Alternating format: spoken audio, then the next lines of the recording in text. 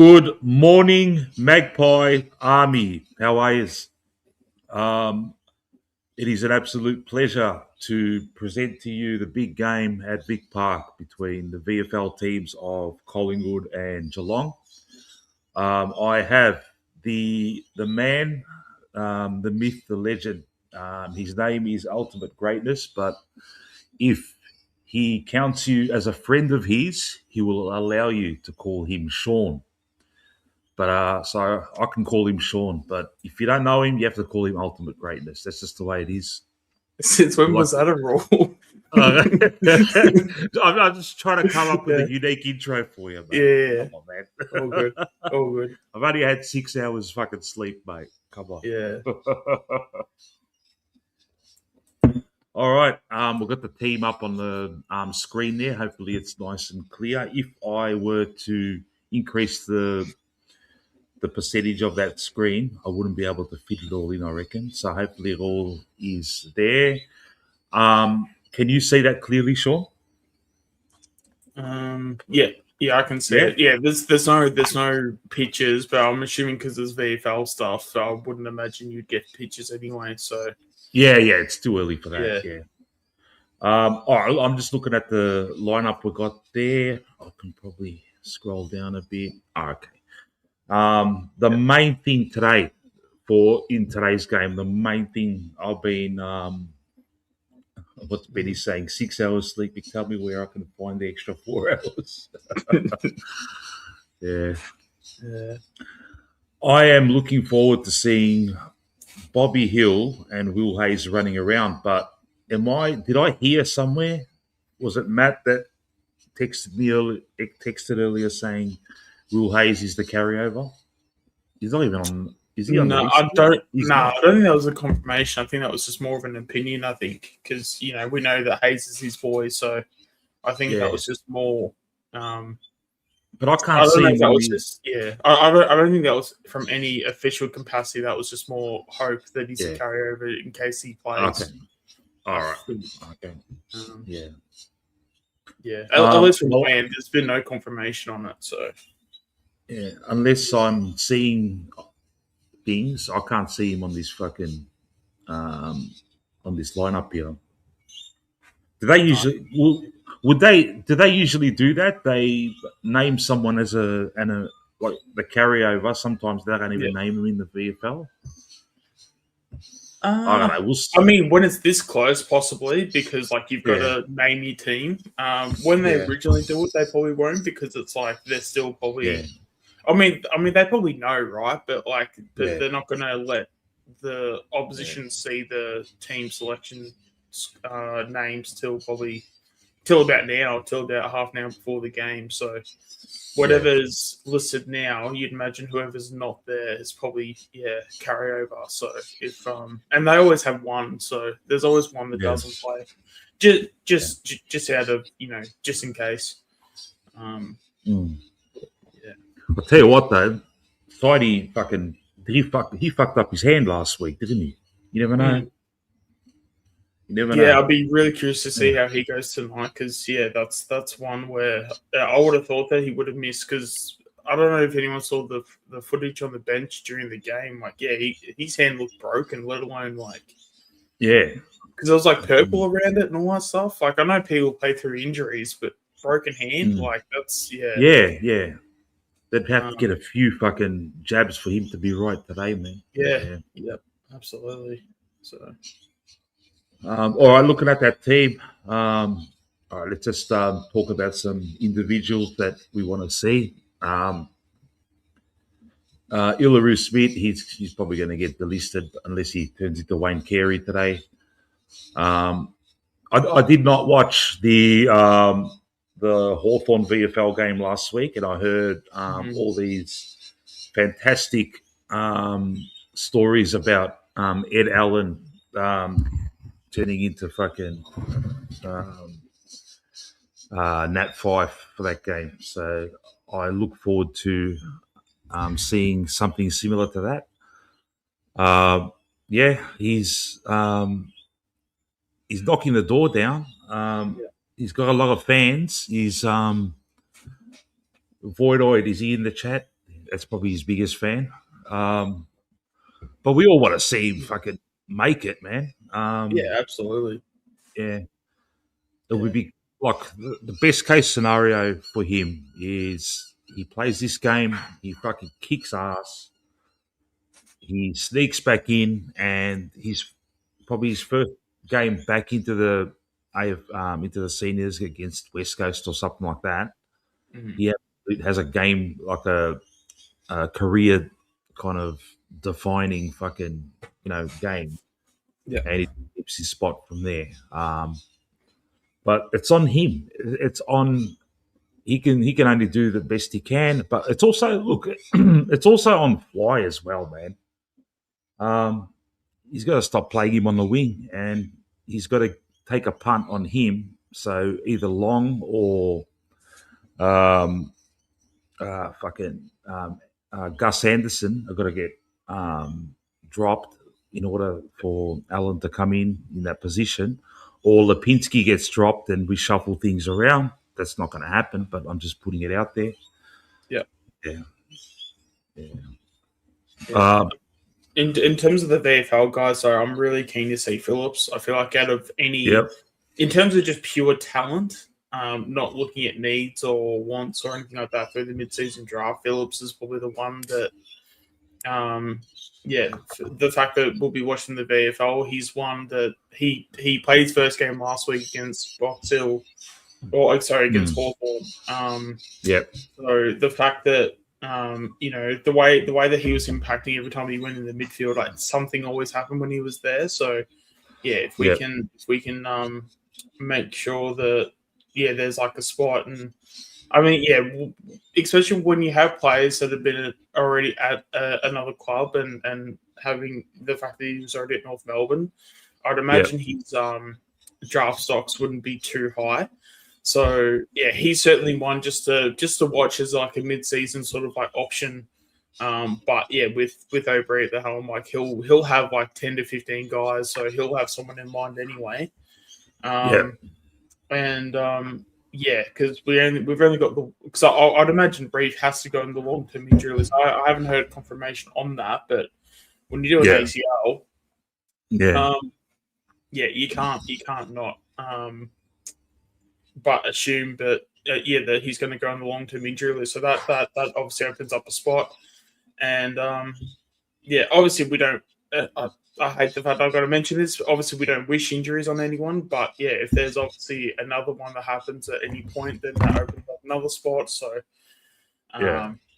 then we can maybe look at a few options at that point. If obviously touch wood, it doesn't happen, but if it does, we can look at certain options in the mid-season draft, because there looks to be like a few options out there, and those are the people we know rather than we don't. So because I really do think Howes will be our defensive option for at least for this season. So I think going after a defender, I just don't think we'll do it.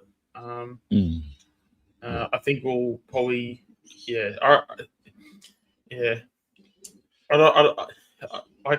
because apparently we're linked to a couple of midfielders and a couple of key forwards. But again, how many times have players been linked to us, and then it comes to the mid-season draft, and it's like you pick out a Brent Steele, and the only person that got it right was a reporter in Perth. So that wasn't even like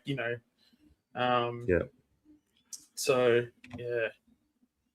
Good day, Mello. I didn't get your tips on the last stream, so I'm getting him down now. I'm putting him in the vault, mate. Oh, he's gone for big, angry, big game with 25 and a goal. There you go. I like it.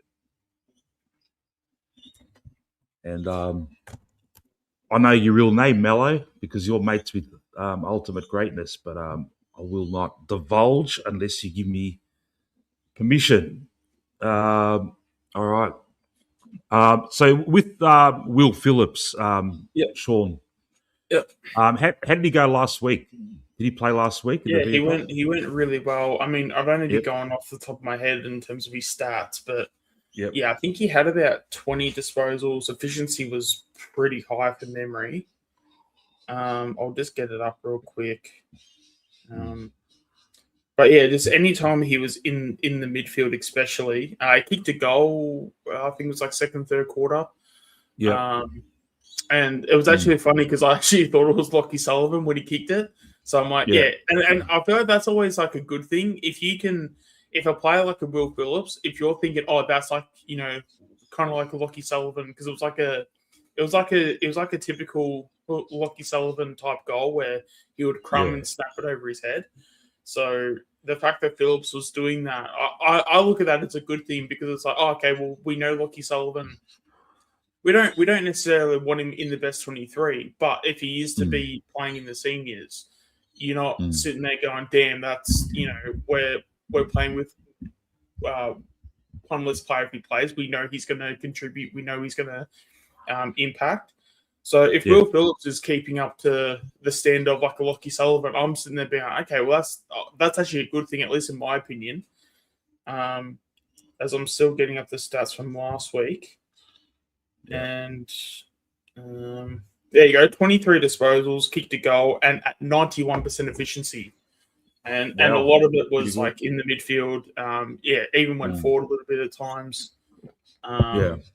If he's doing that every week, especially, I mean, if he's doing that at AFL level, like he keeps his spot every week if he's doing that. So and I think I had this conversation with you on the pre-game stream, and I said to you, greatness. If Will Phillips is any good, how does he get delisted by North?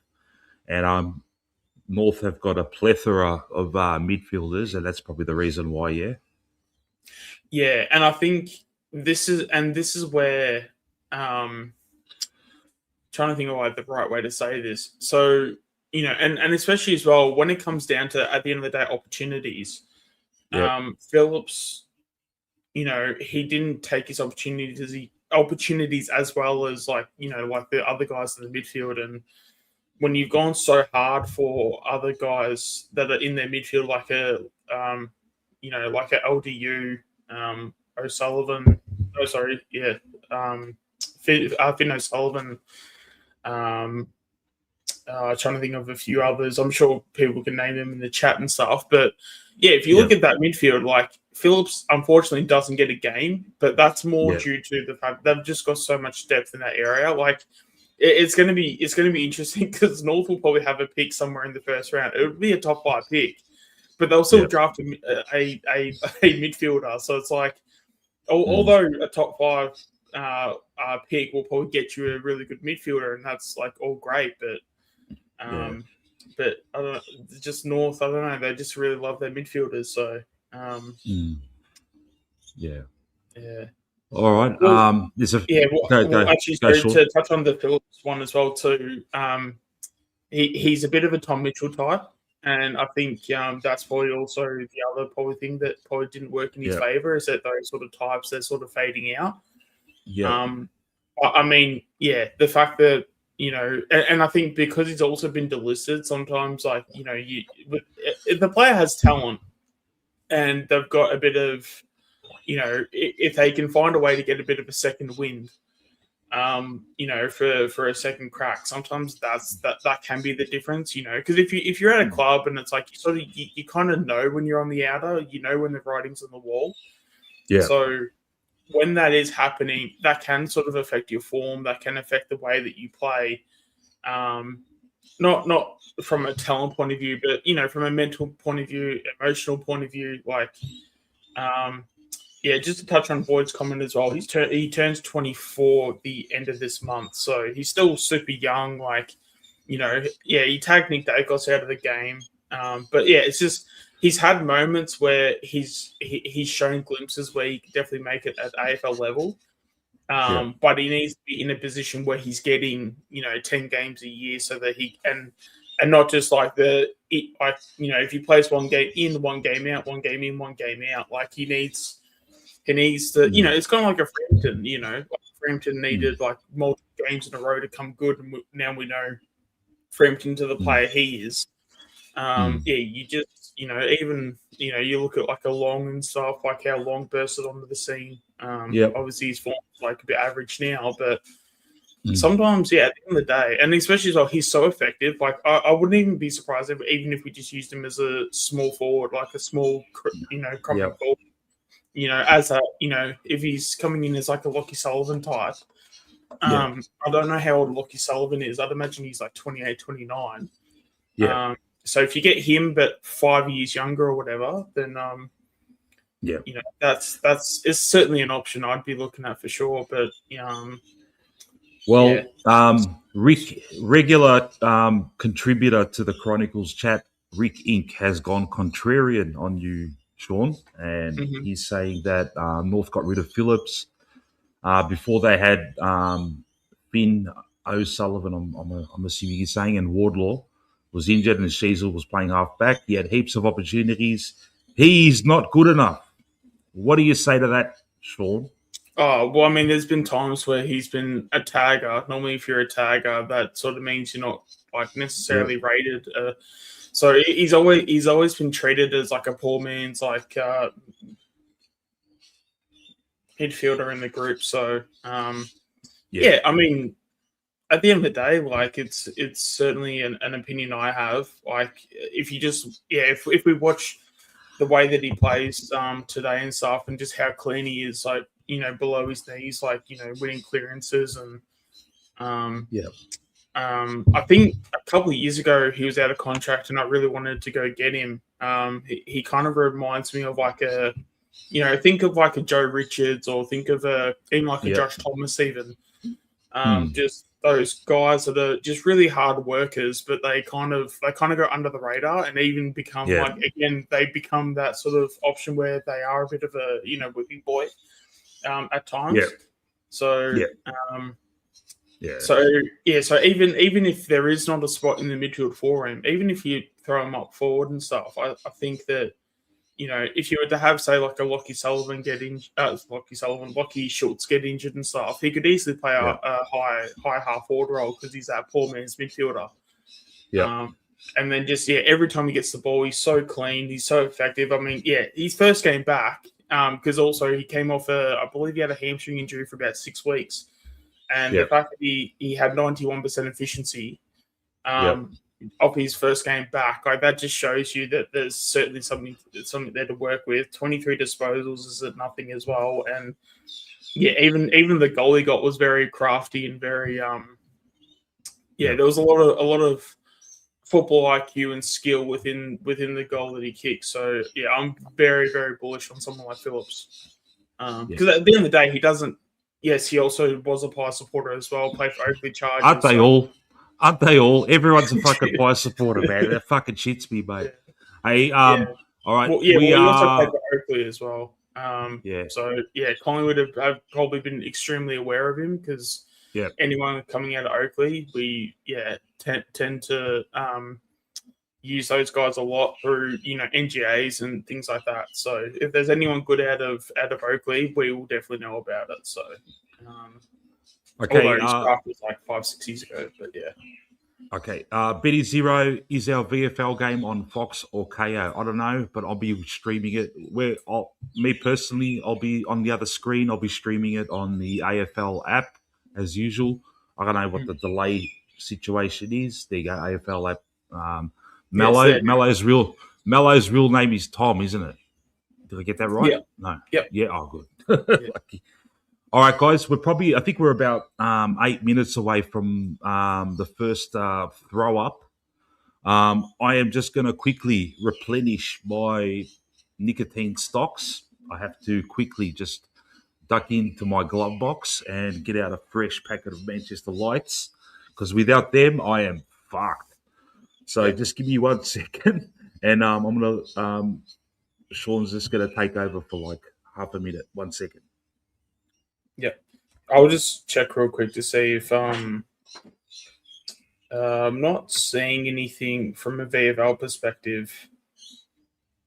If Collingwood are playing on KO, for those that are watching it, it's best to just watch through the AFL app, or even if you're, AFL app, AFL website, that's probably where you can get it. And then if you can even stream it to your, or cast it to your TV, that's normally what I do.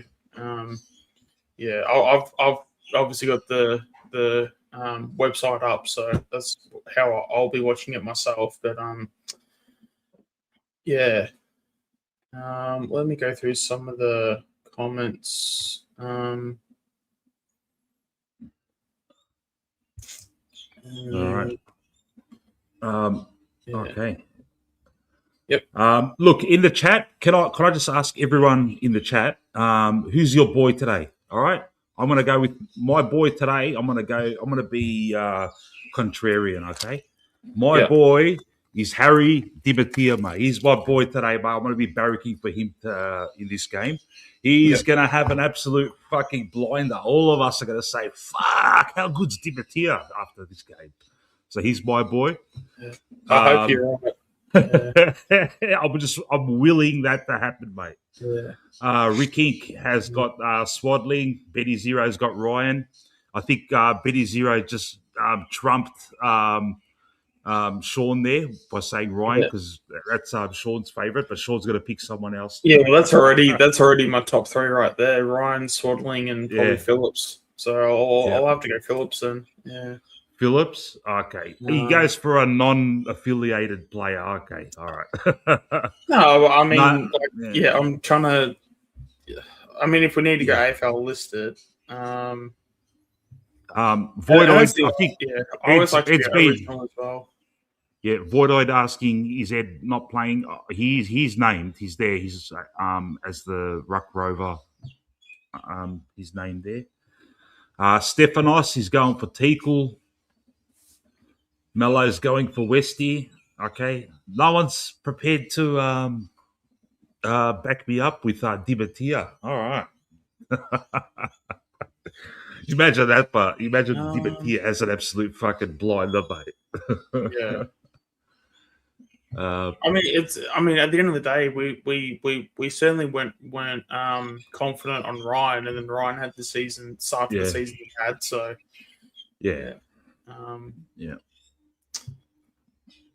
All right. If there's maybe an 8 listed, I'm still so like. There's just something. It's more on paper than it is in execution, but there's something about Noah House that just keeps it. There's just something about me that's just always just in my head. Don't forget about Noah House.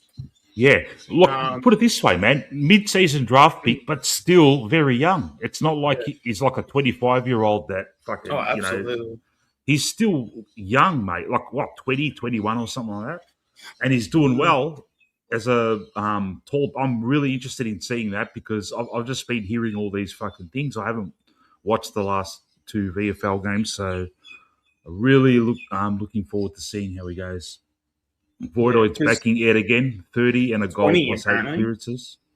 He's 20. And when's his birthday? October 28th. So he'll be 21 in October. So there you go, man. Well worth persevering with this guy as a backup defender, and he'll get his chance one day. Hopefully this year, like against Richmond or some shit like that.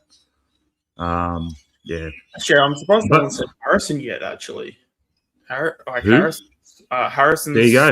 First game back as well. There's no mate. Love It's a good team on paper, man. Yeah, like Geelong's first on the ladder in the reserves. Yeah, they're probably smashing everyone. Yeah, this is first versus we're 13th, and they're first. Ed Allen's getting interviewed right now. I wonder what they're fucking saying. Wow. Okay.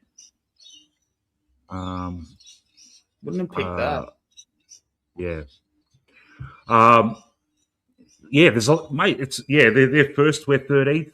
But I tell you what, there's a lot of our team looks good, man. Charlie West, Bobby Hill, Will Parker, Swaddling, Ed Allen, Saxena. There's a good little team here. I want to see. Love to see Prindable improve more. Yeah, he's actually been growing the last few weeks. I've been seeing his game. His game's been. I've just backed out of the stats for the Hawks game, but I wouldn't be surprised if he had his best game. From a stats point of view. All right, I've got Vision. Have you got Vision? Yeah, I've had Vision for a Yep. bit. Yeah, they're just doing interviews and warming up and stuff. Yeah. Yep. Yeah, I think it's 12:05, so we should be live in about 60 seconds. Okay. Brian Myers is playing VFL. Wow. Always got visions of him fucking killing us in the ones. Wow. That's the thing with Geelong. The one thing that Geelong have is selection integrity. So if someone like a Brian Myers isn't, up to it, he'll be playing in the VFL like he is now. So look, it is confirmed that Will Hayes will not be playing this game. He's obviously the carryover because they got the teams up on the official team that's going to play. I can't see Will Hayes anywhere. Yeah. Zach McCarthy, interestingly named in the back pocket. Don't think that's going to happen. I think that's just one of those stupid things. Yeah. All right, they're walking off. It looks like a fucking typical soggy Vic Park surface there. Bobby Hill with the long sleeves.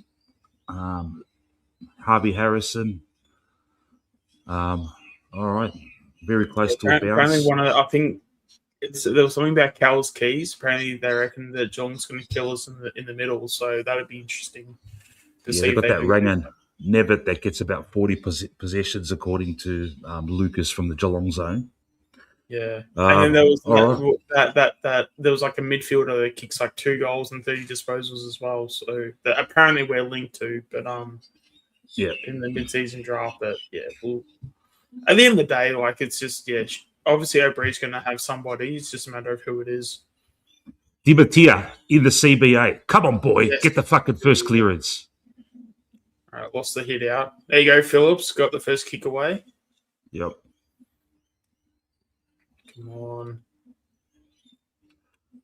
Come on, turnover. Yep. The pressure's really hot. Yeah, Geelong's starting to run a bit, actually. Vic Park looks different, man.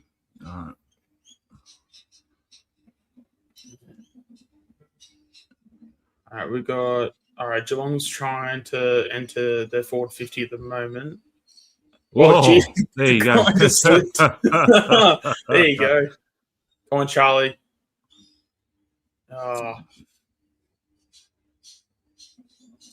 Come on, boys, turn it over. Let's go. Hands. Come on. Is it really? Oh, I guess it was. It has been raining today, hasn't it? Yeah. So, I guess it would be a slippery football. It'd be a soggy. Yeah. Well done. Who was that? That would have been 52. That would have been Xavier Mar, I think. Okay. Yeah. Slippery hands there, but we have to give. We have to take into consideration the fucking conditions. Yeah. Come on, Smith, you're playing for your career, mate. Ball. Yeah, they're going to get a ball up there on the wing.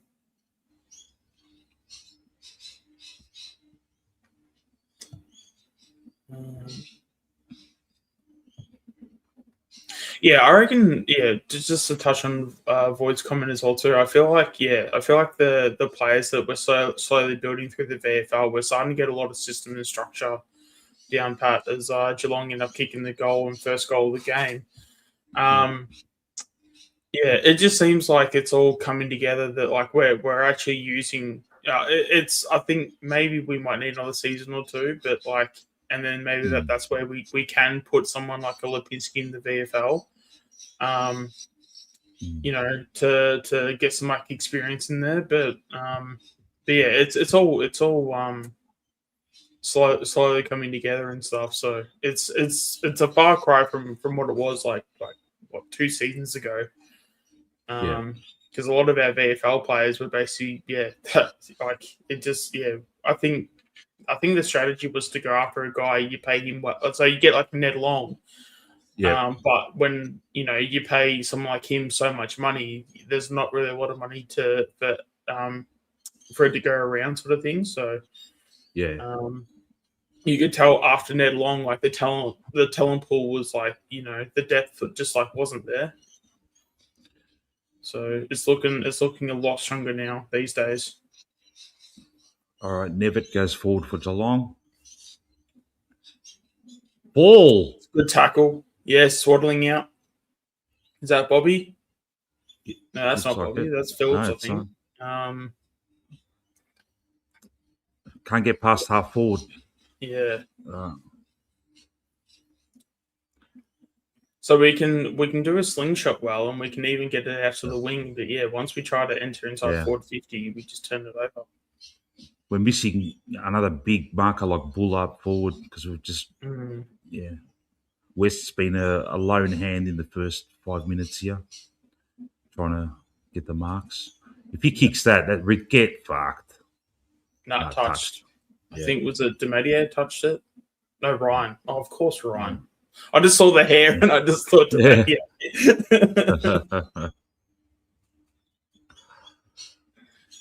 All right. Yeah, we've got it in our back pocket. This is DeBolfo. Now Ryan has it to Howes. Oh, that's ooh. that could have been very ugly, but we did all right. But it was kind of like a hair pass put him under fucking heaps of pressure. Yeah. Yeah. By your boy Ryan.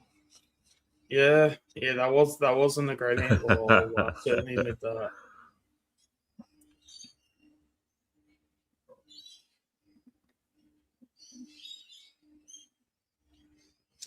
All right, here we go. So Geelong have it in their 50. The defense is holding up pretty well, given that they've already seen a lot of football already this game, or this quarter at least. Allen's been busy there. Yeah. Tika with the ball did well. 10 passes straight to the opposition.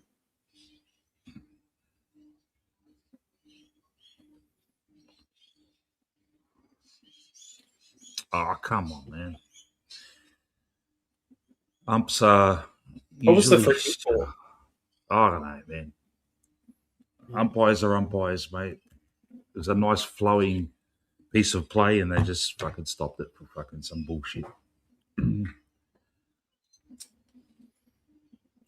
All right, so all right. So this is Tom Pearce lining up for goal. God, that looks half decent too. Oh no, didn't make the distance. There you go. Yeah. What the fuck just went on there? Deliberate out of bounds because he just he was trying to knock it. TJ was trying to knock it for a behind, but it went out of bounds. Yeah. And yeah. Yeah. Anyway, that's just one of those things. Yeah. Oh, they missed anyway, so it's all good. Yeah. Justice. Yeah, sort of the karma kicked in there. Yeah. Justice at Big Park. Footy gods.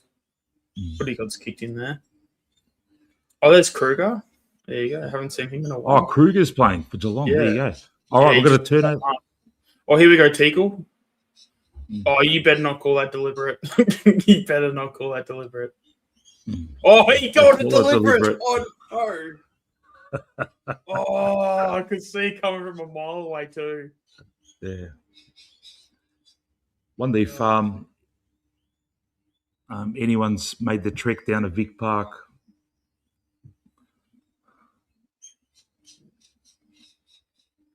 All right, so we got Geelong's got the football on the wing now, the defensive side.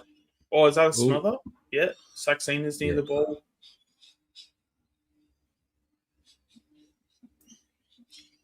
And yeah, we'll get a ball up about 55 out from goal.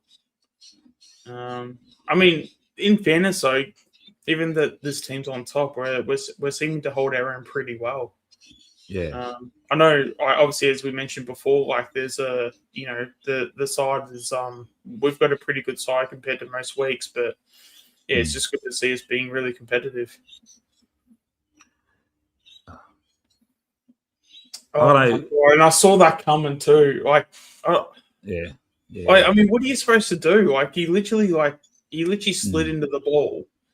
I mean, he could have given a free kick either way for that. Because as much as it's a trip, it's also contact below, it's also contact below the knees as well. Looks like it's fucking raining. Yeah, it's going to be a hard game. There's going to be a lot of mistakes. Yeah, now, I don't like what TJ just did there, man. I don't know what the thought was there. Yeah. All right, who's that? Is that Alan? All right, Alan kicking it from 15. centre half back out to the wing. Oh, here we go, Bobby. Come on, Bobby. Running goal, Bobby. Come on. Surely Bobby Walk can someone. make something happen here. He's gone the short pass. Shouldn't have done that. Yeah, no. Let's try to avoid marks if we can. Oh, here we go. It's a goal. West just kicked a worldie. Yeah, let's go. Now that is why West, and a lot of people say, where do you fit him in? You fit him in, man, into the ones, man. Yeah, you just because he dropped the mark. The ball dropped down. It's a wet game. He picked it up, didn't fumble, snapped, fucking straight through the middle, man. Come on, man. Yeah. And for players like that, that's why I consider him like a Tex Walker. Like he's extremely underrated for ball below his knees. And on his left as well, which is his non-preferred. Yes. There you go. That's also a clash of heads as well. Did you actually see that on the replay? His head collided with the. There you go, and the Geelong players walking off. I'm assuming through concussion. Yeah. So hopefully we don't see West go off, but no, that's definitely a forwards goal right there. Forward craft at its finest. And Bobby Hill looked like Bobby Hill, mate, running on the open expanse between wing and half forward.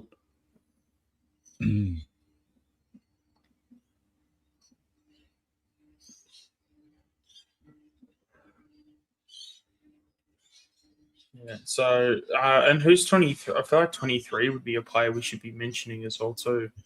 Who for us? Right, no, for Geelong because he's the one going off. Okay. Hoffman. Oh, okay. Yeah, Hoffman's actually.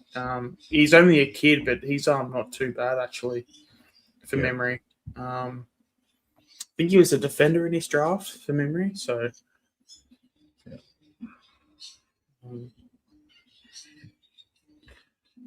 All right, we're going forward again. Yeah, he was St Kilda Academy too. If I'm remembering the same one.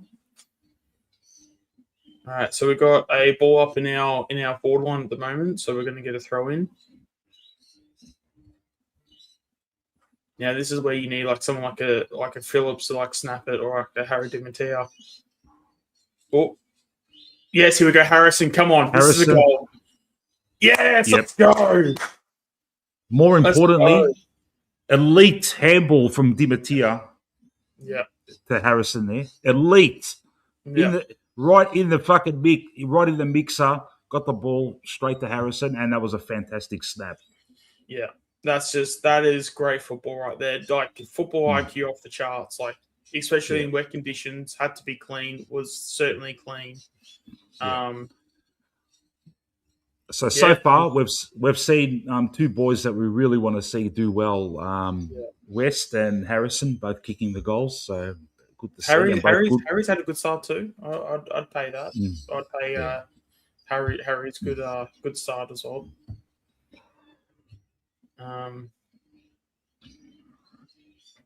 Because that's the thing with Harry as well. He's going to put his head over the ball too. So in conditions like these, he's going to be super important.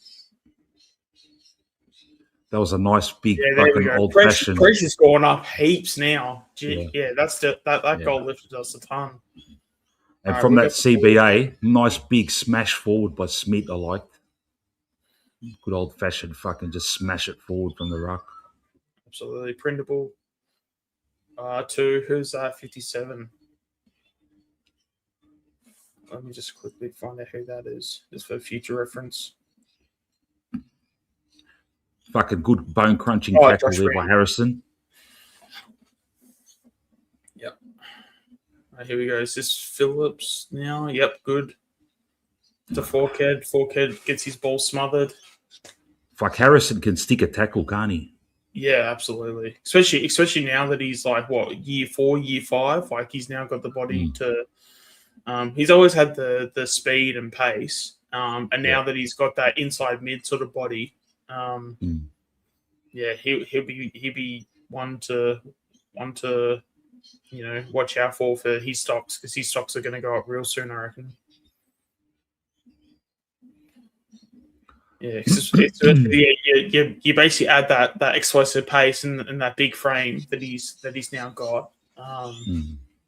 Yeah, I could even see him be like an inside mid, like that inside mid that we've actually been crying out for. Yeah. So, and he's also got footy smarts. Like he seems to be in the right positions, the right time. So, you just know with Harrison, he would have been best 23 if not for that ACL. Oh, absolutely. Yeah. Yeah. Allen snaps it inside 50. Straight to Kruger.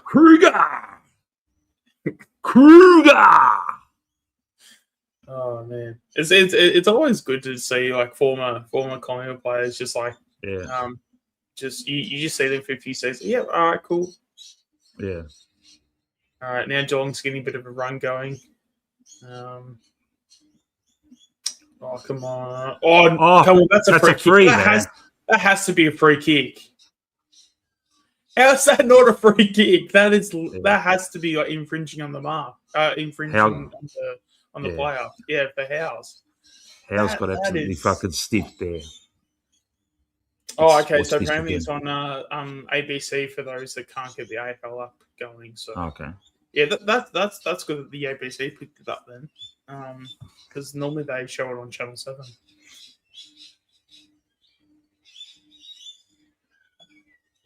Yeah, I wonder if the ABC. Oh, I guess they would have to have bought the rights to show it, right? So, yeah, that's really good on them.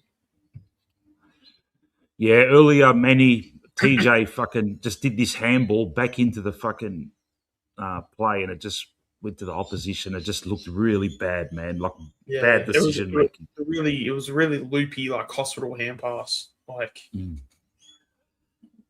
yeah.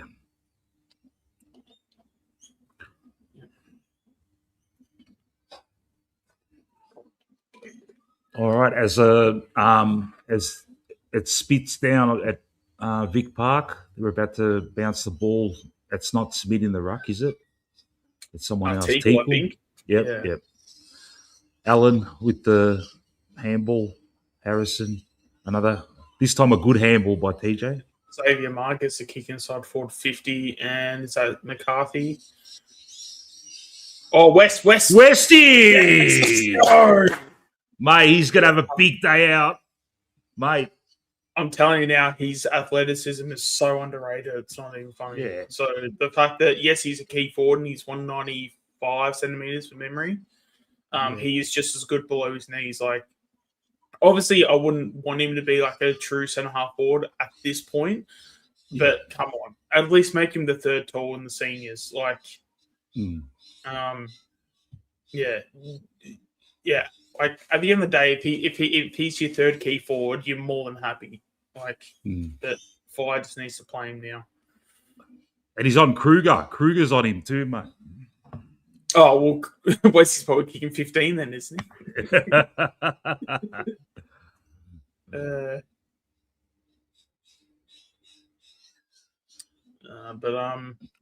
Good tackle, Harry.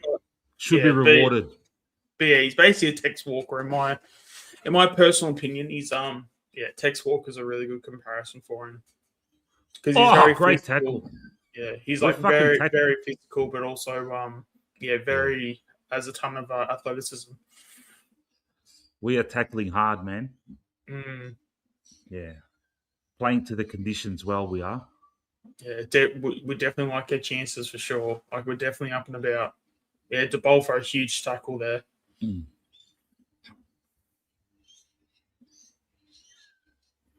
It's also amazing just the intent. Like, when you have positive intent and you just want to take the game on and you just want to, just throw throw some like physicality around how it all just like works out. You know, what's the saying? The fortune favors the brave. Yeah. And we're just playing brave football right now. Free And kick to here we go. TJ. TJ in our back line kicks it sideways to I'm not sure who that is. To Ryan. Ryan kicks it out to the wing. To Saxena. Saxena looks like he's going long. To West. Oh, damn. Nearly took it. Oh, but really good recovery, though. Kick not that great, but yeah. I don't know. What more does West have to do to get in this senior squad? Like, come on. Was it West or was it this bloke here that just did that? I don't think it was West that just did that. Oh, you don't think it was West? What for I the could kick? be wrong. I think it was West. Was it? Okay. All right. Yeah. I mean, if it wasn't, he convinced me it was West.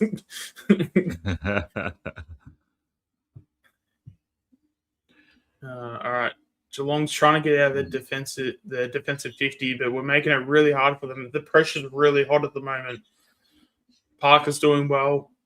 Yeah, ball's just flying around at the moment. Massive tackle, but Geelong now have it. I think the guy with the headband, that's the dude we're apparently looking at through rumours. So, okay, that was reported a few weeks ago. Yeah, and then Geelong transition goal. Yeah, they were lucky, mate. Fucking. Yeah, that's the thing. Like every time we turn up the heat, we look really, really good. But yeah, Geelong have also shown a lot of class. Yeah. Any time when we're making mistakes, they're always there, ready to punish the turnover. Yeah. You probably don't look. There's like 3 of them are fucking goal side. We should not be letting that happen. Yeah, absolutely. All right, so scores are 18-20 in Geelong's favour. Collingwood 3 goals straight to Geelong, 3 goals, 2 points. And who's this Teagle again in the ruck? Oh, Di Mattia with the centre clearance. You go. My boy. Yeah. And who's that? Was that Hugh? Hugh was making a contest there, and now we've got a throw in. They look exactly like Tom Stewart, man. Fuck even in the reserves, they got headbands and blonde hair, man. Fuck me. Yeah, it's kind of crazy how that works out, right? Come on, Teagle. Oh yeah, good. That's pretty good work from Teagle. Yeah, but the Geelong mids, I've just been reading it so well. I'll tell you what, mate. Dibati is doing all right. Just quietly. Yeah, no, he's actually been pretty good. And again, first game back, we can't be expecting him to have a breakout game or he's be like best on ground. But from what he's doing first game back, he's doing really well.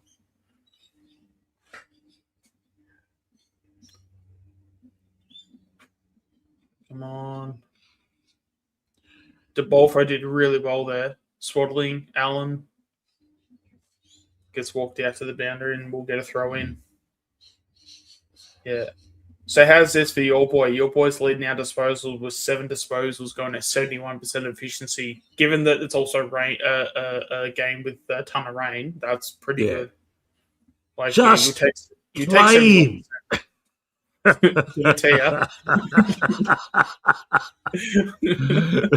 Here we go again. Come on, Fly. What are you doing? Play the kids.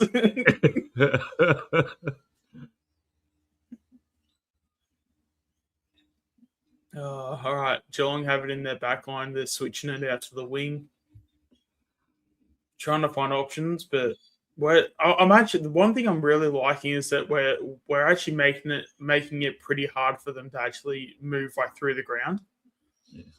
We're that Carlton game that we played we basically acted like witches hats. So the fact that we're able to be a lot more making Geelong a lot more accountable with their decisions, That's very evident right now. And yeah, Howe's just took an awesome market in the back line. Nice, yeah.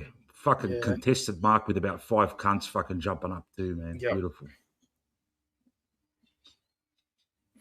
Yeah, Howe's is such an interesting one because as much as I don't see him debuting this year, but then it's like I really could. Like it's like I can see it, but then I don't see it. If that makes any sense. Yeah.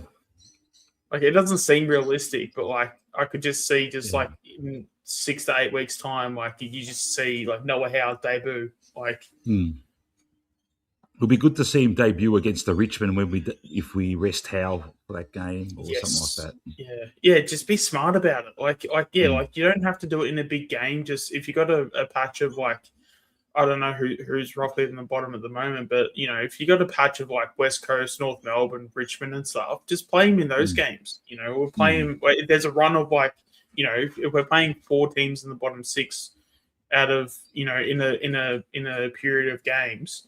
Just play him in those and just be all right. Here's your 4-week run. Let's just see how you go. Yeah. Because on paper, like there's no reason to why it can't work, but obviously execution's obviously the reason why it may not work. But Allen from 50 kicks it along. It was going for a goal, but Mark just on the line. All right, now Geelong have it a halfback. They're looking to make a play on the wing, getting a bit of a 1-2 going. Now, this is where the transition was a bit easy there. Not really liking that. Oh, but kicked it straight to DeBolfo. DeBolfo, that kick wasn't great.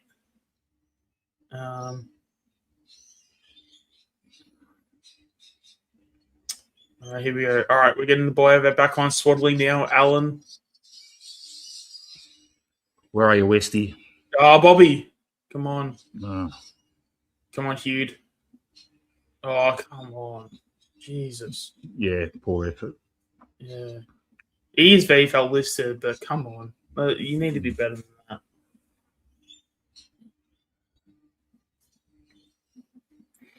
Yeah, it's kind of strange because like even Allen's done some things like this quarter where he's actually been alright, but he's been outshined by a few players. So I wonder. He's had 7 disposals at 42%, so efficiency's not great, but he's had his moments where he's taken the game on. Yeah.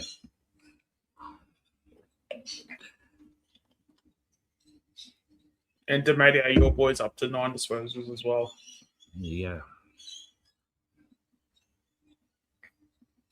Yeah. Shouldn't be much longer in the quarter, and we'll go through the stats of the quarter. Yep.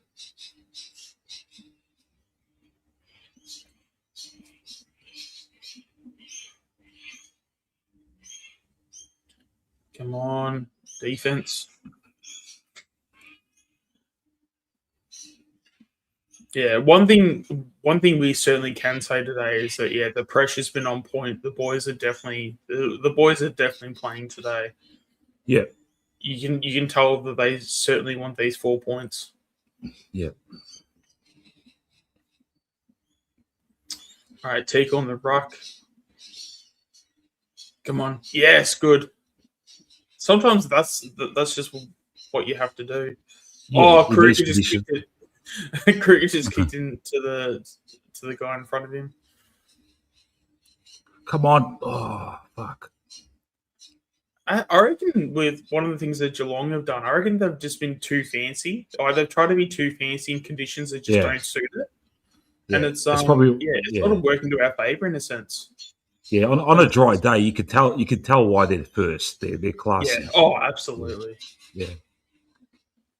But it's like they're trying to play about but they're trying to play as if it's like clean, as if it's like clean weather, and it's not pouring off on them. Here we go, boys. Bobby. Oh, Bobby. Dropped it. Could be forgiven. Yeah. Kick could have been better, but good effort. But Saxena did well there on the wing. Had about 2 people on his back. Mm-hmm. Somehow got the kick out forward. Yeah. Just for people in the chat, it is on ABC. So if you turn on to ABC, it should be on there. Yeah. How are you, cousin Theo? The score, 19 as to we 20. stand here, Geelong by 1 point.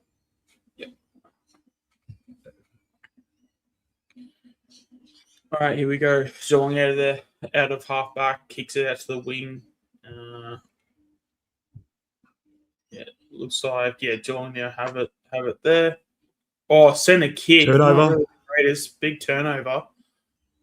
Oh, Phillips. come on, boys. Oh, geez, need to be cleaned there. Might work. Oh, that's even worse. A couple of really fucking errant handballs there. Yeah, no, Ma definitely needed to. Ma definitely needed to execute that handball because we were certainly off.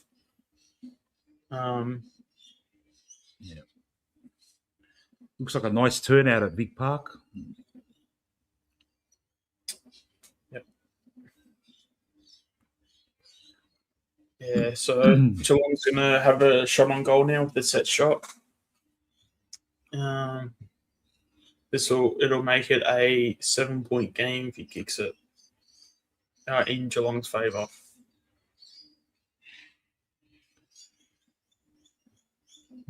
Yeah, it looks like he's kicked it. Voidoid, we're not adapting to the wet. Probably in that last passage of play, but up until then, I reckon we have, man. It's been back and forth. Like even Geelong's like struggled with it at times as well. So,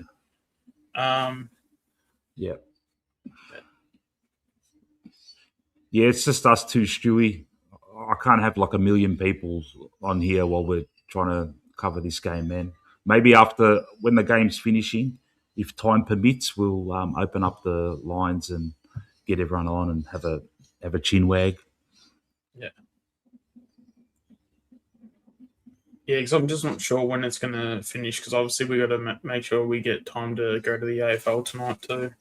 Yeah, and we're meeting Matt at the Mountain View at 6:00 for a drink. Yep. So here we go. Oh, that looked good. Bobby's lively, but he's had a couple of good things. But even the play that he had before where he dropped the mark on the other side of the forward line, like I reckon if that's dry conditions, I reckon he's probably taking that mark. So, it's sort of hard to know whether if it's like, do you give that a pass or not sort of thing, because especially with Bobby, like trying to like come back and this is also, for those that don't know, this is also Bobby's first full game as well. So Bobby's going to be playing a full game this week. So you just got pinged. You just got pinged there for dragging it in or something.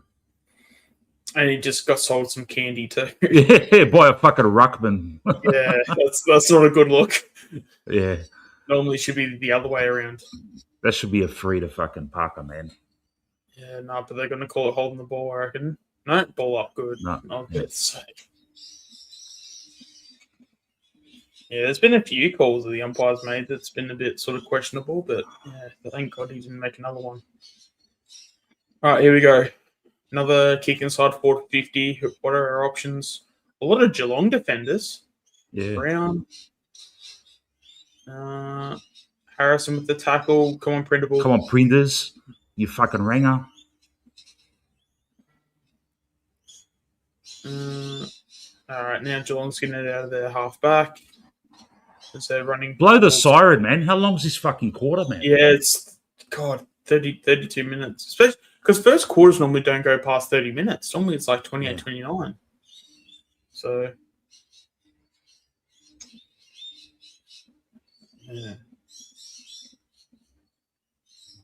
Okay, apparently Void reckons that they're not like talking on the ground and stuff. Yeah. It's kind of hard to know at least from my end, because I've got it on. I've got the stream on mute on the VFL footage. So same here.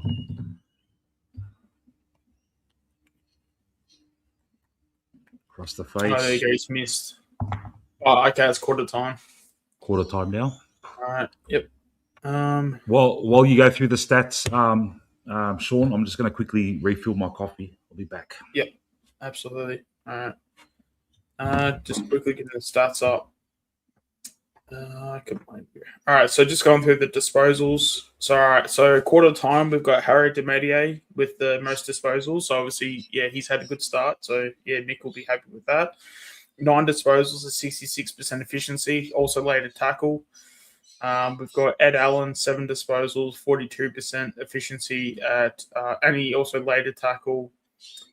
Sam Swaddling, he had 6 disposals, going at 66% efficiency. So, that's all right given the conditions. Will Phillips, same thing, 6 disposals, going at 66. Harrison kicked a goal, 5 disposals at 60% efficiency. Oscar Forkhead, 5 disposals at 80% efficiency. Ben DeBolfo, 4 disposals at 75% efficiency.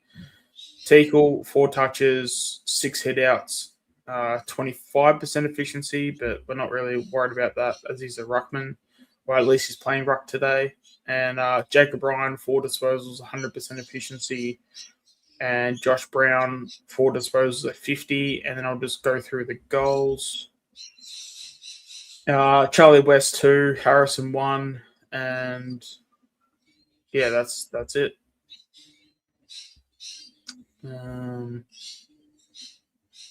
And then, yeah, if anyone else needs to know, whoever else is going. Well, Hills had two touches at 50%. And yeah, and then House had the 1 disposal. Should have had that free kick for that when he tried to take that mark as well too. But yeah, that resulted in a goal that probably shouldn't have happened. But oh well. And Parker's had the 1 touch going at 100% efficiency. And yeah. Yeah, couldn't agree more, boy. Yeah, the fact that our mids are certainly standing up, and the fact that this is like the best team, well, at least in terms of the ladder, this is the best team in the comp. The fact that we're holding our own shows that we're doing pretty well. So we're just going to keep up that standard, which is not going to be easy to do, but we're certainly going to need to we're certainly going to need to keep up the pressure. But yeah, so far so good. So we're just going to keep it up. Actually, I should have this fucking scores up on the fucking thing rather than the teams. Hold on, give me a second. Yeah. But yeah, so Charlie West kicked 2 goals that quarter, so that was really good. Yeah. Charlie West, my boy, Di Mattia, getting a lot of the ball, sticking tackles too. Who else? Alan's been busy without setting the house on fire. Yeah. Howes took a couple of nice contested marks. Yeah, early days.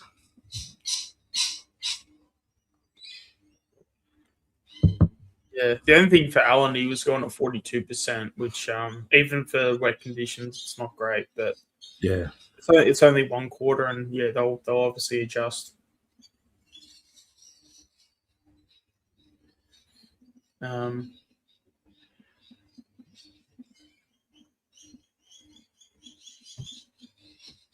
Yeah, next quarter. Hopefully we adapt to the conditions. Bobby Hill just looked a bit, hands on knees, couple of times in that first quarter. Yeah, I felt like the conditions were a bit drier. Like he could have impacted a bit more. But yeah, really at the end, there really wasn't much to really talk about that quarter from when it comes to Bobby. Yeah, even last week and stuff, it just looked like from a fitness point of view, he was still a few weeks away. So hopefully he can have a quarter where he kicks 2 or 3 goals. That'd be nice. But because we know it's more impact than he is overall. That's what he is, man. He's a burst player, mate.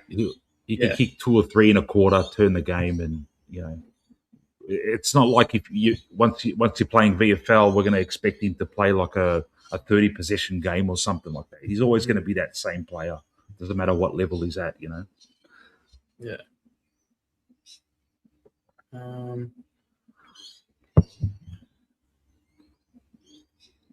Oh, and Phillips has 3 clearances as well. All right. Do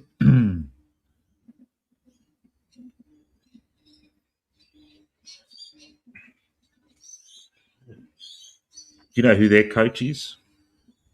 Who was that? No, I have no idea. Oh, I'm assuming that's the midfield group. So you got Phillips, Allen, Forkhead, and DiMatteo. yeah. Speaking of coaches, it's our coach right there. Matty Locken. Yep. I feel like he's done pretty well so far, albeit like he's had. I always find it hard to know like how to critique coaches and stuff, but yeah. Look, with VFL, you got players going in and out of the seniors. It's that too, different. Yeah. You're more a development coach. He's getting instructions from, Fly and all that. Play this guy here. Even if like someone's playing shit somewhere, just keep him there just because they need exposure in that position. Whereas in a normal AFL game, you'd move him, Yep. Here we go. Second quarter about to begin. Allen, Harrison, and Smith in the ruck too. Yep. Yeah, Allen, Harry, and Phillips. Yep. And then you got Mar and... Fucking put DiMatteo in the CBA, mate. Fuck me dead, man. He is there. Oh, sorry. Yeah, he was on the other side. I thought it was Harrison. Yeah, I got him mixed up. Yeah. No, he's there. I mean, especially considering he had 9 disposals, I don't think he's going to be leading the centre bounce anytime soon. Yeah, I've noticed. Our VFL coach has been getting a lot of AFL exposure, which is good. I don't know what role he has, but he's certainly got something going on with the club. Geelong's getting their drive from the wing at the moment. Looks like we've given away a free kick. I think it was a push in the back, which I think was fair, to be honest. Yeah. But those pushes rarely get paid, though, I feel like. That happens a ton, and it just doesn't get paid. Yeah. All right. Now Geelong's having a shot. Probably, I think he's going to be kicking right on 50. But yeah, this guy's actually been having a pretty good day so far. Like just like in terms of his efforts and stuff. He had a shot last quarter. I think he missed it though, but he's been presenting pretty well. So we'll sort of see how he goes. Yeah, and he's missed. Tom Pearce, 81. Okay. Yeah. Did he kick that goal in the end, or I know he's had a couple of such shots. No, he missed it. Okay. All right, good leading there by Hood. Gives the handball away. To Forkhead. Okay. First sighting of Forkhead. Kruger gives off the handball. And now, Geelong have it up half back as they kick it out to the centre of the wing. Is that Conway? There we go. Ball smothered. Not 15. Was it smothered? Yep. Yeah, smothered. The ball throw had it. Now, Swordling's now got it to... Not sure who that was. And out to Charlie West. He's got a ground ball to win. We get it in our favour. Forkhead has it and gets he's behind, gone. and that's holding the ball. Yeah. We turn the ball over, but we just can't fucking kill him, mate. Yeah. Which shows that Geelong's setting up pretty well for those turnovers. Because every time we do get that turnover, it's like we don't have an advantage. Yep. Well, here we go, marking contest, and goes over the top and just rolls out for the boundary, and it's going to be our ball. Swaddling now out to, not sure who that was, DeBolfer, I'm assuming, to Howes, to Ryan. As the ball switches and goes to the defensive side of the wing to Xavier Marr.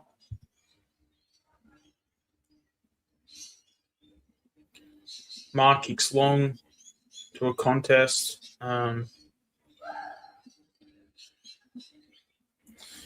think that was a intended kick, to be honest, or not an intended kick, but I think it was a bit. It wasn't a direct kick, bit of a tad of a shank. Come on, Illaroo, mate. You're going to get delisted if you don't turn it on, mate.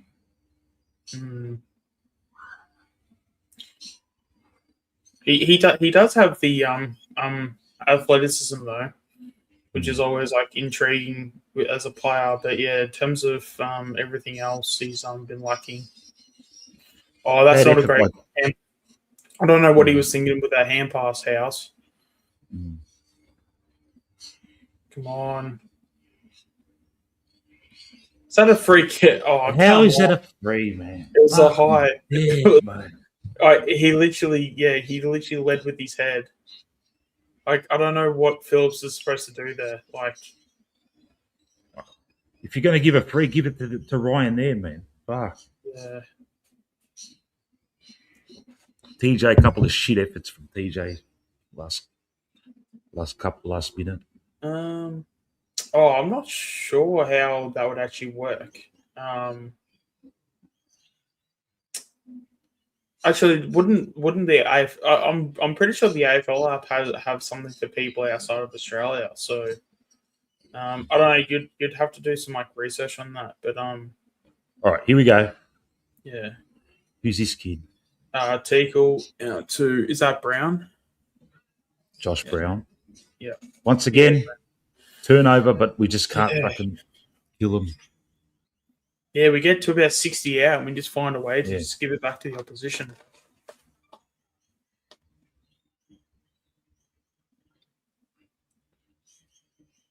Which is kind of ironic because you have someone like Bobby Hill on the side. That's literally his AFL role.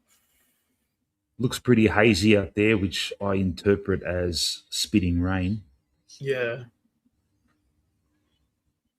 Yeah, well, the guys can't even pick up the ball properly, so it's obviously really tricky, conditions. Jeez, I hope we're undercover tonight. Unless we'll be wearing our fucking ponchos, mate. Yeah. I might have to bring some extra jackets. No shorts this time, mate. You know me. Are you one of those guys that wear fucking shorts in the middle of winter? Yeah. You're one of those guys? Yep.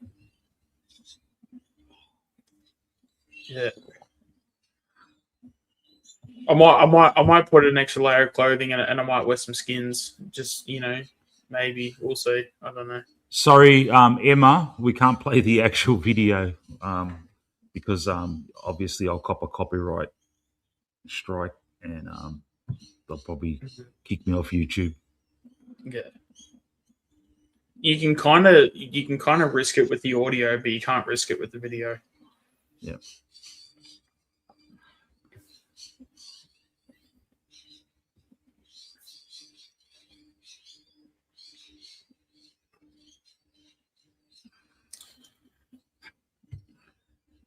All right, so we've got the ball. We've got the ball at our half forward at the moment, so this is a good start. Oh, come on. That's just too easy. Come on, House. Oh, no free kick for that. No. All right. All right, ball gets punched out of bounds as we're going to get a throw in.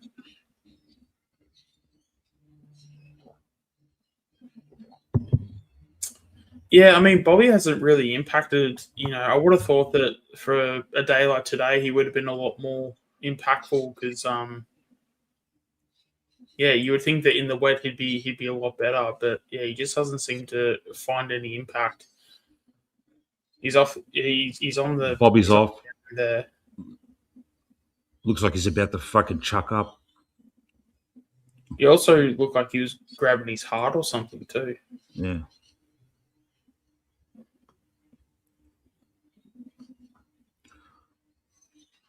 Fuck, it looks like, mate, you can't even see on my feed, I can't even see shit, man. Oh, it's very, very hazy at the moment, that's for sure. Yeah.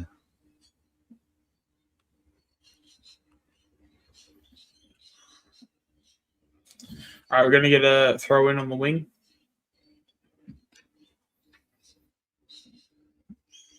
Oh, okay. Apparently people are mentioning in the chat that he's got like a flu or something like that. Oh, yeah, he was. Yeah, Fly mentioned that he was crook. Yeah. Yeah. Yeah, all right. Well, that makes a lot more sense.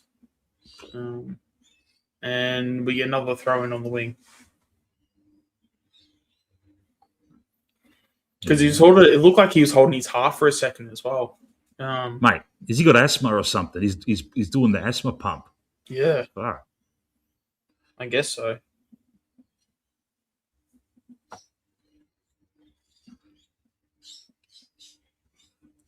We always forget that Bobby beat cancer, yeah? Fucking hell. Good effort, man. Yeah. We always forget about that. And it wasn't that long ago, mate, you know?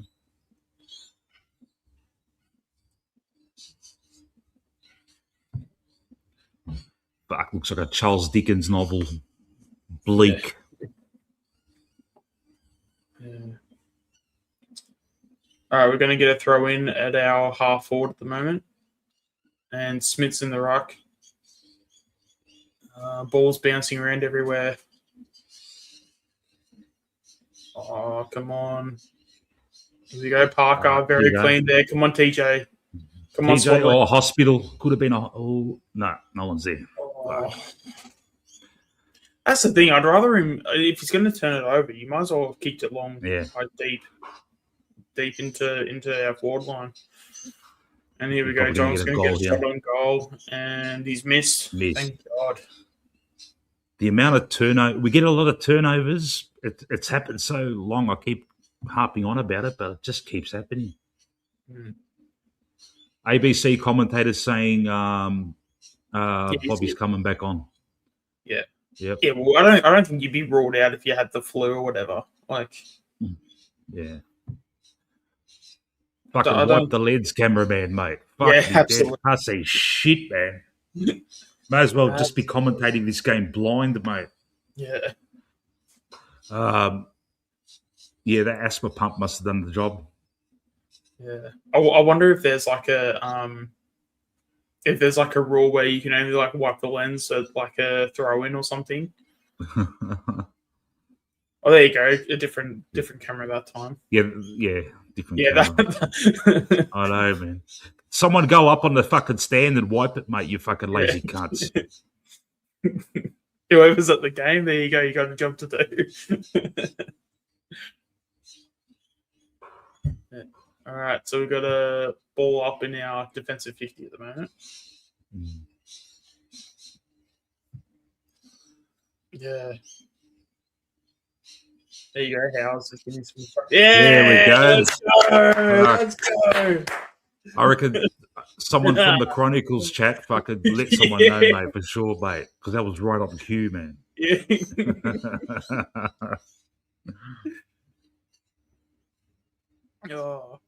Imagine if it was just someone in the chat. It's like, yeah, guys, I did it. It's like I just couldn't stand it anymore. Yeah. One of the 14 of you, mate, got the Windex out and fucking fixed it up, mate. Here we go. All right, TJ. Yeah. What actually happened there? He just got the ball knocked out. Yeah. He was like running and... Yeah. Anyway, we got a throw in on the wing. Come on, boys. We need a goal here. Come on, Smith. Oh, I mean, yeah, I guess that's a hit out for Smith.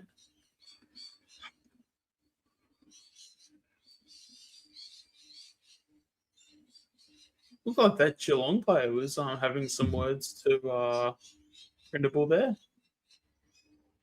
Probably just asking how his week was, I'm sure. Yeah, probably just called him a ranger or something. Yeah. Prindable on his first tentative steps to becoming the Tom Mitchell type people have been envisioning. He was pretty good last week, I'll say that. Yeah. Yeah, don't know if I'd say the same so far in today, but yeah, last week was probably his best game.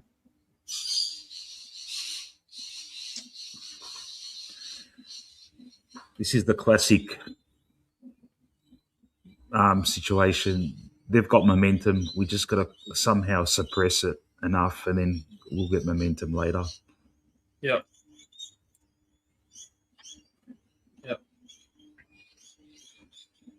Fuck, good Surely kick. he's not taking that. Yeah, all right. He missed it. He missed to the left side.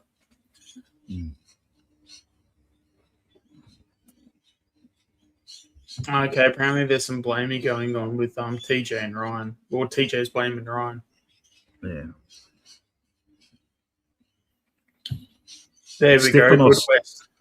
Stepanos is ahead of us, so I think we're getting a goal now. Who's going to kick it? Yeah. All right. Come on. Hopefully it's Westy. Is that 52? Long goal. Yeah. Yeah, that has to be a goal. Yeah, it is. Canna pies. What? Touched. What the fuck happened there? He wasn't even near it. Oh, I gave away a free? Unless it was a free kick, yeah. I mean, free kick would make sense, but yeah, because he wasn't even near it. Yeah, that's sort of how's that a free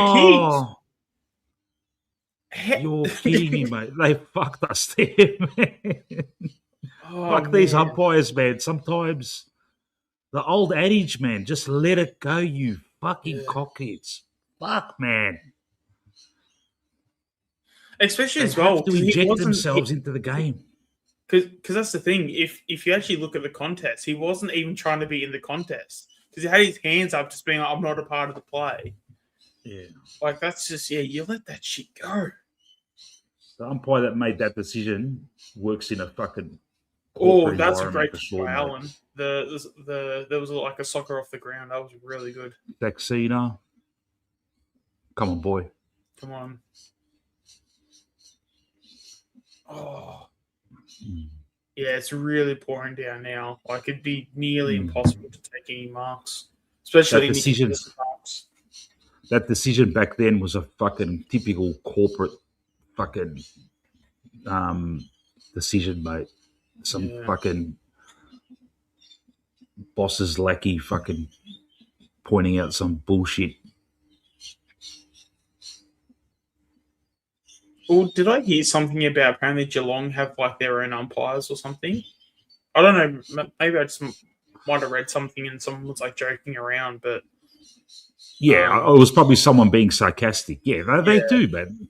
Every time we play Geelong, we do not get the rub of the green, mate. Yeah. Always, I reckon. Yeah, I mean, it always like feels like that, but then again, 17 other clubs probably say the same thing as well. Like, I'm sure there's like Geelong supporters out there that reckon that they get hard done by. Yeah. You know, and to that I'd say, I mean, how? But like, yeah. But even like today, like there has been some decisions where it's just like there's been. I don't know if we've had like certain. I mean, the Howes one when he tried to take them up in defense, that literally turned into a goal because he was our only defender back there. Yeah, that was pretty bad because he was literally taken out of the play. But I don't know if it's. I don't think we've had anything that's on that level today. As the camera lens gets foggy again. Yeah. There just has to be a system where it's just like every time it like goes out of bounds, like you then like wipe the camera. I don't think anyone's going to mind, especially if it's out of bounds. Like no one really would mind it if that was like the case.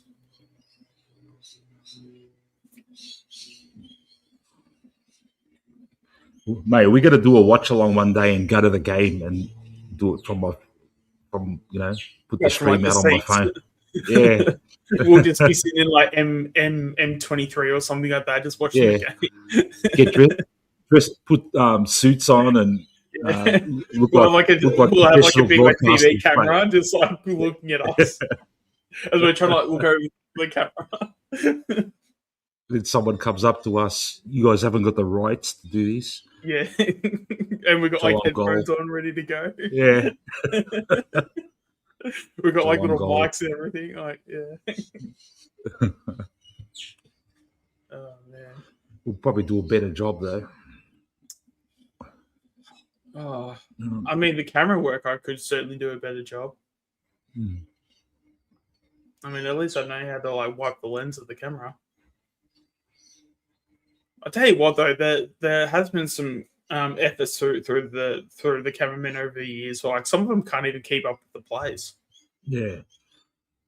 I hate it. I hate in the main games when they try and get fancy and go too close. And you don't know what's going on, and they just keep on. No one likes that, and they just keep on going with it. You know. Yeah, I mean, Manny's like pretty much spot on. It's 2026, and we can't find a bloke that's a better camera. Yeah. Yeah, especially even when I did my videos, I did all my videos off an iPhone. So, iPhone 15, 14, something like that. No, 15, I think. And even the phone before that, which was like an iPhone 11. It did the job, huh? Yep, certainly did. My boy Harry DiMatteo been quiet this quarter. Ed Allen's been look. We've just had a shit quarter so far. Mm. Yeah, not helped by umpiring. Yeah, I mean it was probably expected too, because I think Geelong were always going to keep up the pressure. We're sort of a bit of a side where we're still building as a team and as a unit or as a collective unit. So, yeah, to have a good quarter and I don't know, for a lack of a better term, a bad quarter, I think that's probably expected from us.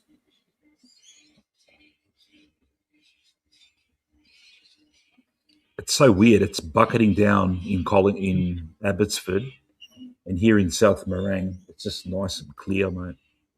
Yeah.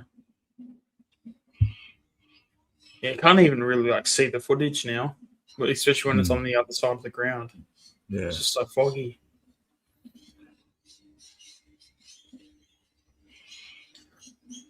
All right, Geelong have the ball. Trying to drive into the forward line at the moment. There's a bit of pressure now. There's a good tackle there. Rolls out of bounds. And we'll get a throw in.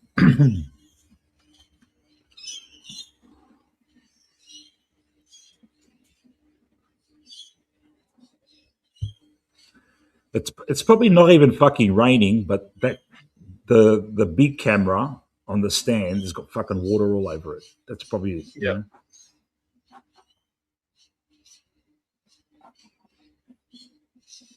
That's a free. Ball. Yes, there we go. All right, holding the ball there. All right, that's Brown, I think it was. To Swaddling. To who's that there? Phillips. Yeah, it's cleared up. It's just Parker, I think. It's just this vision here, the long fucking lens vision. Fucking, they just got to wipe it, mate. Yeah. I wonder if that camera's more outside, where maybe the other cameras are undercover. That could be the case. Where's our fucking taxpayer money, mate, going to, mate? Yeah. Come on, forehead.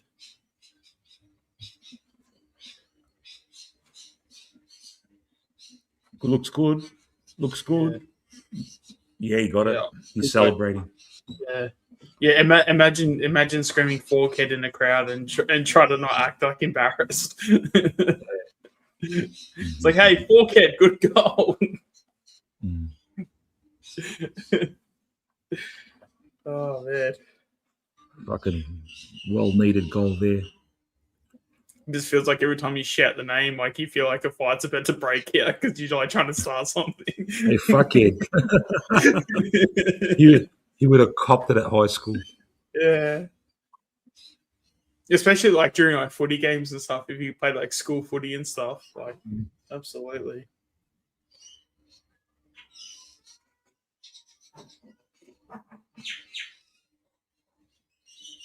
All right, here we go. Got a ball up in the middle. Teagle going for the ruck. It's a tap. Allen overruns it. Harrison. Ooh. All right, Geelong run away with the ball now. From the wing to now inside the forward 50. Myers now has it. Myers has been pretty quiet, actually. I haven't noticed him that much. All right, here we go. Now we've got it swaddling. Allen to, I believe that's Brown. No, that's Woden to Allen, back to Woden. Is that high? Yeah, that's high. It's tackled and it's a high free kick. All right, I sense a momentum shift here. Come on, boys. Yeah, we seem to have switched on now.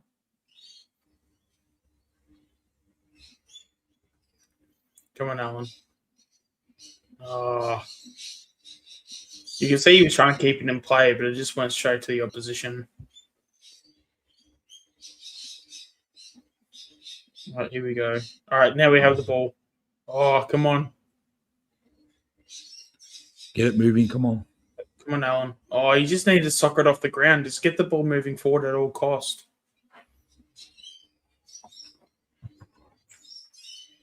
Right.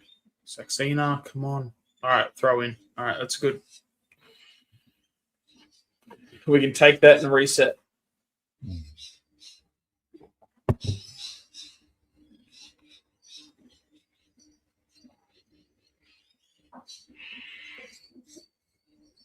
Yeah, by Woden, he seems to have glimpses where he can be all right, but he's also got, I feel like he's got more downs than he has ups. Ball out to the wing, Ryan, Printable, Forkhead. Good hands, Printable. Yeah, very good. And then to Saxena. Yeah, Saxena takes a mark. Will probably kick about 40 metres out, straight in front. Go back and kick it. All right, come on.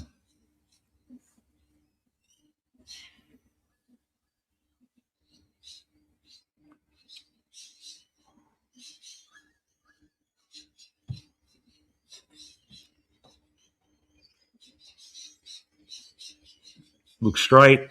Goal. Saxena. Let's go. And we are doing good to be within a goal here. We've done all right. Yeah. Now, Saxena, you pronounce his first name differently. I'm calling him Jai. You're calling him Jer. Is that how it's supposed to be pronounced? Okay. Yeah. So instead of the A, it's an E. So it's Jer. Okay. All right.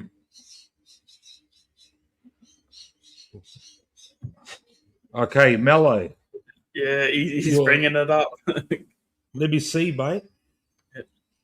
I've got to go to a different fucking screen on my computer to find that, man. I know exactly what he's... What did he say? That he's going to get a game this year? Yeah, that he's going to get a game. Yeah? Okay. Yeah. All right. It's... I could kind of see it as a, kind of like similar to how Harrison debuted in 23, where he played the 2 games and then he got dropped back down to the VFL. Yeah, I can see it happening, but I mean, but you'd also have to have injuries and situations would have to align. I'm just not sure if, even if his form's really good, I don't know if he would get in this year just off of form, dangerous tackle. You never know. You're kidding me, man. Fuck me dead, man. Why do you fuck the game up? That was not a dangerous tackle, man. All right, he swung him a bit. His head didn't fucking slam into the ground, man. Fuck me dead.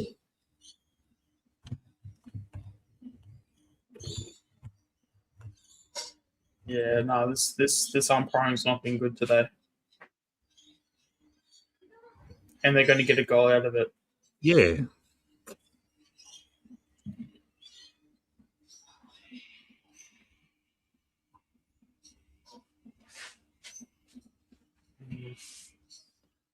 Let's have a look. He slammed his own head into the ground, man. Yeah. It actually annoys me when players actually do that because they know exactly what they're doing, and they're only doing it because they know they can get away with it and also get a free kick at the same time. Yeah. Rick Inc. Thanks for your. I saw your advice in the comments on my last stream. We'll take that on board, man, because I want to make my streams less chaotic in the future. So in future, I'm probably not going to have like fucking 10 people on at once anymore. It's just very because what happened was once everyone dropped off and it was just me, myself, Greatness, and a couple of other guys. It seemed to flow nice and smoothly, and I'm going to try and hit there as well too from Brown. So I think he's not going to have a shot, but he's going to have a 450 entry. All right, let's see how he goes. Goes long. Yep. Someone's wiped the camera. It was a half time. Siren kick. I was after the kick. Yeah. No worries. All right, half time.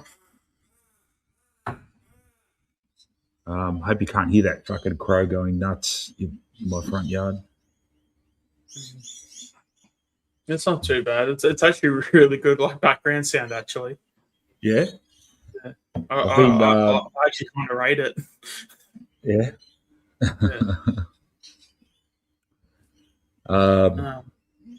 Yeah, with the streams, I'm going to try and not go like usually. I feel guilty sometimes when I see like about 5 people, 6 people backstage, but yeah, it's not feasible, man. You can't have like fucking 8, 9 people. It's just too many. People talk over each other, so I'll try my best. I'm going to try and improve it. Just try and keep it to maybe 4. See how we go. It's a work in progress. Keep it all flowing. Get more people to have their say. Yeah. Hey, Shawnee, I'm just going to take a quick toilet break, mate. Yeah, you're all good. All good? Yeah. All right, thanks, man. All right. I'll go through the stats and yeah, that should be enough time. All right. So so obviously Allen had a really good quarter there. He's now leading our disposals. So we've got Ed Allen. He's had 17 disposals, 1 tackle. He's going at 58% efficiency. That's pretty good from last quarter. I believe he was around 42 from memory. So he's increased that, which is good. Harry Matia, he has 16 disposals, 56% efficiency. I think his efficiency went down a little bit, but like he's still putting in his efforts. Jacob Bryan, 12 disposals at 91% efficiency. Swaddling, 12 disposals at 83% efficiency. Forkhead has kicked a goal, 11 disposals, and has been going at 72% efficiency. TJ has been getting some of the ball. He's had 9 disposals, but he's gone at 44%. He's also taken a mark as well, just to add there. Josh Brown's had 8 disposals, 62%. He's had 2 marks, 3 tackles. So he's been doing a bit of work there. Will Phillips, 8 disposals, 62% efficiency, and 1 mark. DeBolfo, been playing down back, 7 disposals, 4 marks, 5 tackles. There you go. So he's had a lot of tackles. Even a fair few marks as well too. Howe, 7 disposals. He's gone at 100% efficiency, so that's pretty good. I'll have a look at the clearances from Ed as well, just real quick, just to touch on Ward's comment.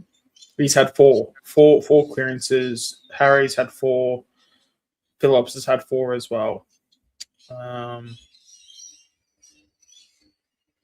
We've spoken about Howes, Parker, 7 disposals, 85% efficiency.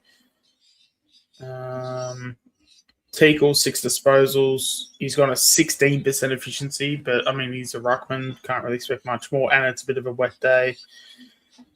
We can sort of live with that. Harrison, 6 disposals and a goal. Going to 66% efficiency. Saxena, 6 disposals, a goal, going to 50%, and he's had 3 marks and a tackle. And back to Harrison. Harrison had 3 tackles as well.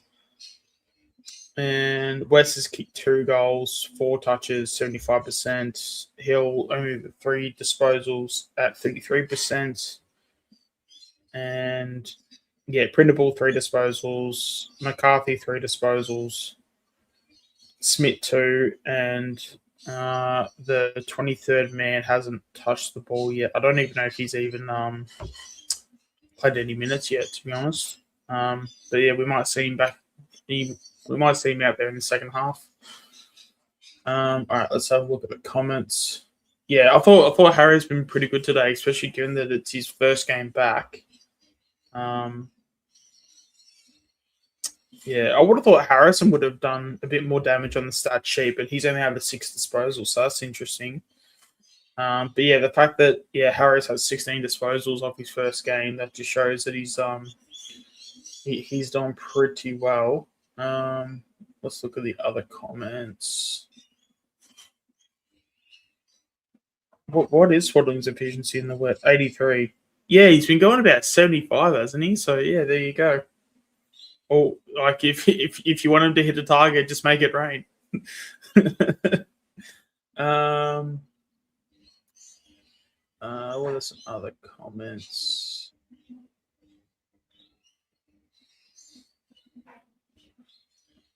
House reminds me of a young Stephen May. He looks really like when he plays defense, he looks like really strong. I reckon you're on the money with that because what's his name, May? As much as he doesn't have a ton of height, he's only 191 centimeters. One of the things he does is he just looks like a really big physical frame. So the fact that Howes has that and he's 190, I think he's 196 from memory. That just shows that if he's got similar traits in terms of like a physicality from someone like a Stephen May, he's going in the right direction.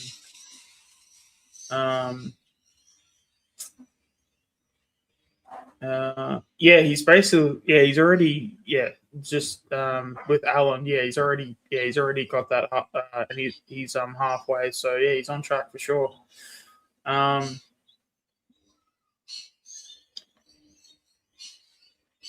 It is pretty frustrating for Bobby and stuff because especially given that he had such a good game last week. The asthma's obviously not doing too well for him, unfortunately. But hopefully we can see him do a bit better in the second half. We'll just have to wait and see on that.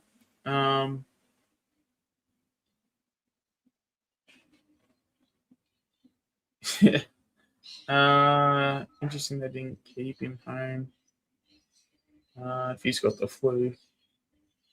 I mean, I don't know. Is a flu, if someone has the flu, is that like such a bad thing to be playing with it? Like that's probably something that's like out of my knowledge and stuff. But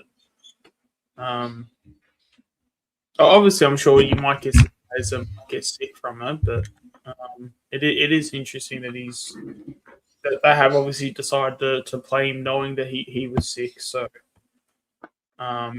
I guess maybe they just don't want him to like not miss a game because if he would miss a game, the match he would struggle to get match fitness, and then he probably wouldn't go back to square one. But if he was to miss a game, maybe that's like they're probably fearful of him missing games just because of the match fitness.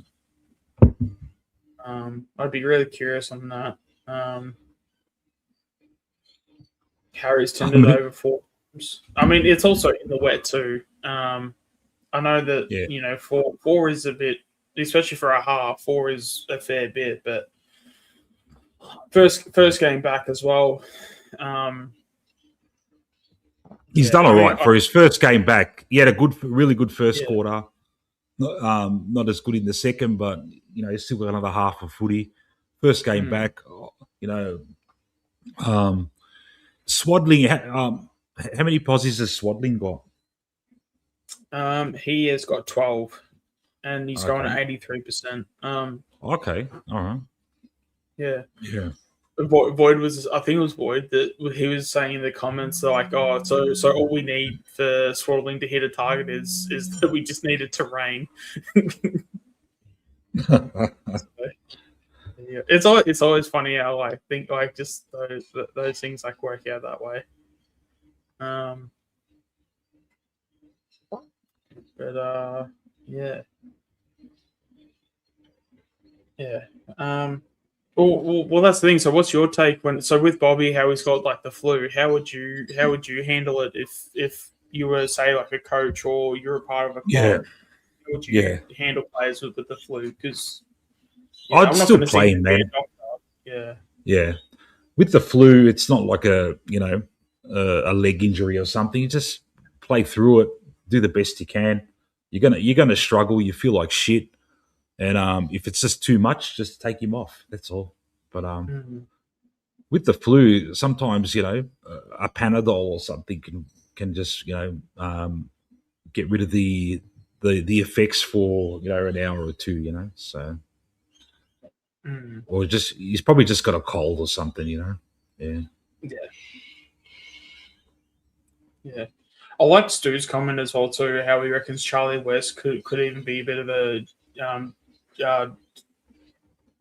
Hunstall as a forward.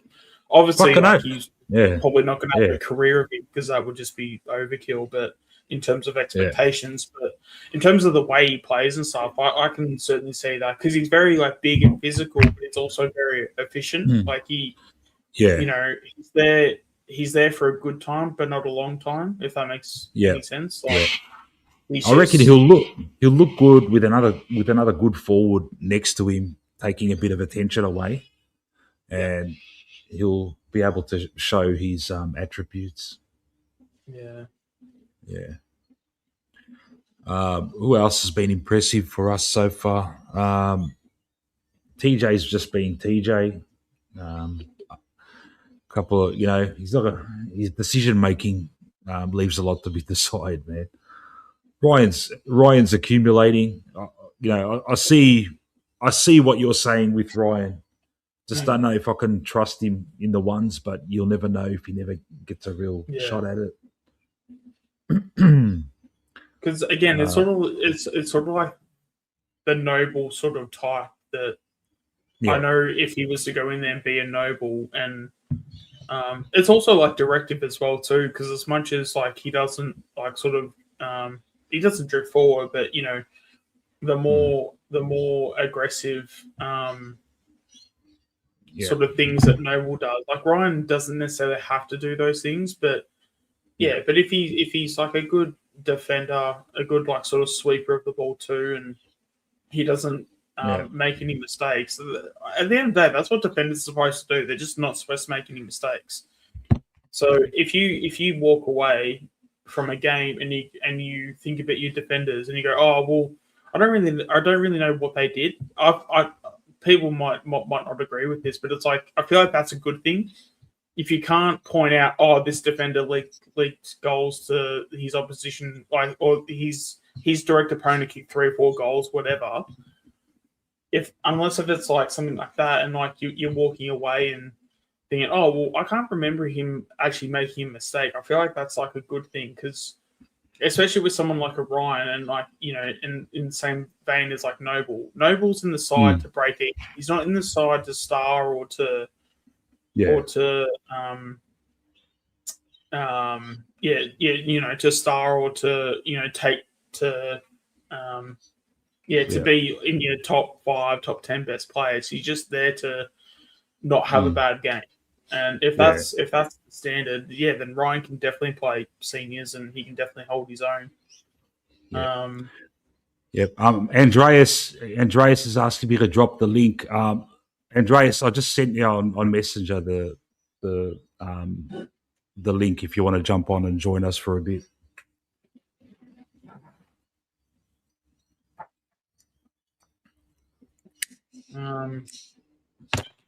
You better have a scoop for us, but fucking hell, mate. Give us a scoop, man. Stop saving it for your own channel, mate. You want to jump on? Give us a scoop, mate. Yeah.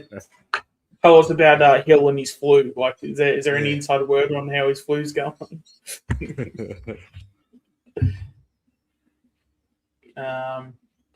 Actually, the mid-season draft's not that far away, is it? So yeah, that'll be interesting. Maybe there's some.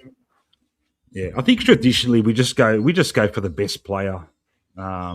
Yeah, and it's more a future option than like a ready now option. I mean, they'll try to do as much of a ready now player as possible, but it'll be more future, I think, because there's not, especially now that House is looking pretty solid down back. I don't think that there's like a glaring like position where it's like, damn, like we need someone ASAP. You know, even with someone like Cochrane, albeit he's injured at the moment, but once he comes back, that'll strengthen the key defensive stocks. And yeah, like it's in terms of, I think we're going obviously we've got to pick in the mid-season draft, but it's like I think we're going in for more wants rather than like needs, if that makes any sense. Which is which is actually what to be. The fact that we're not like, you know, desperate for a certain type, we can just go in there and basically pick best available. Like we'll probably have an idea of like, okay, we're going best available. We wouldn't mind like a, you know, let's just say like a key defender, for example. But at the end of the day, it's like, but we're just going to look at the talent, whatever's the best talent in the mid-season draft. We'll just pick that up, you know. So yeah. And couldn't agree more with Stu's comments as well too. Because with like Ryan, he's just one of those guys. As long as he doesn't like suck, like that's sort of like his role is that he's supposed to. As long as he like breaks even, and even maybe like breaks even, or sorry, slightly is above break even. That's it's like, okay, cool. Because if it comes down to every player trying to beat their man on their day. If you don't have to worry about, you know, the 23rd player beating their man because, you know, they're going to beat their man, well, then that's 22 other players you got to worry about outside of that. Like, you know, Nick's going to beat their man. You know, Josh will probably beat his man. Like, you know, there's like all these like, you know, matchups and stuff. So, if Ryan is going to play defense, put him at half back, make him not so accountable. So that he can like have his run and drive off half back. Yeah, it's similar to a Noble. I think it can work for sure. Yeah. Just a second, Sean. All right, Andreas, I sent you the link, but you're telling me it's not working. I'm going to put the link in the chat, but not everyone. I'm only going to get Andreas on. Yeah, I know everyone else. Some other people might want to jump on, but I don't want to have too many people doing this while we're, you know, so I'll put the link in the chat. Andreas, try it from the chat, man. And make sure you got a scoop for us, bro. Yeah, any mid-season draft options? And what else? What else could there be? I'm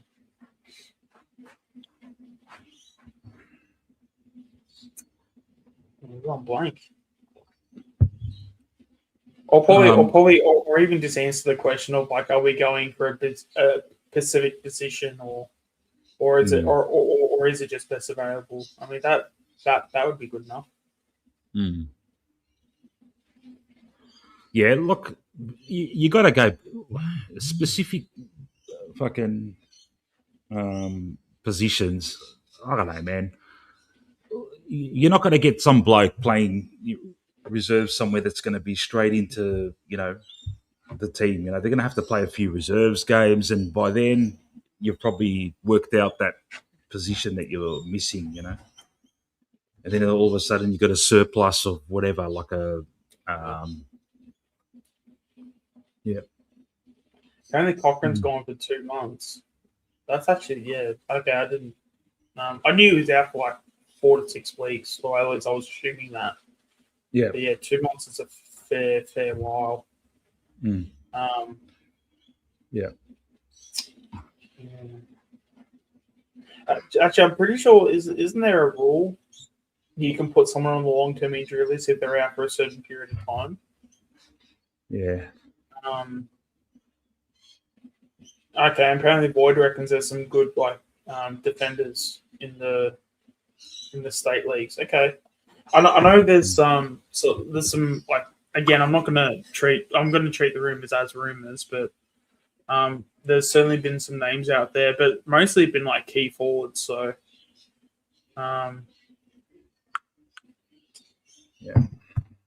Oh, okay. I'm assuming that's the Cochrane injury. Okay. Yeah.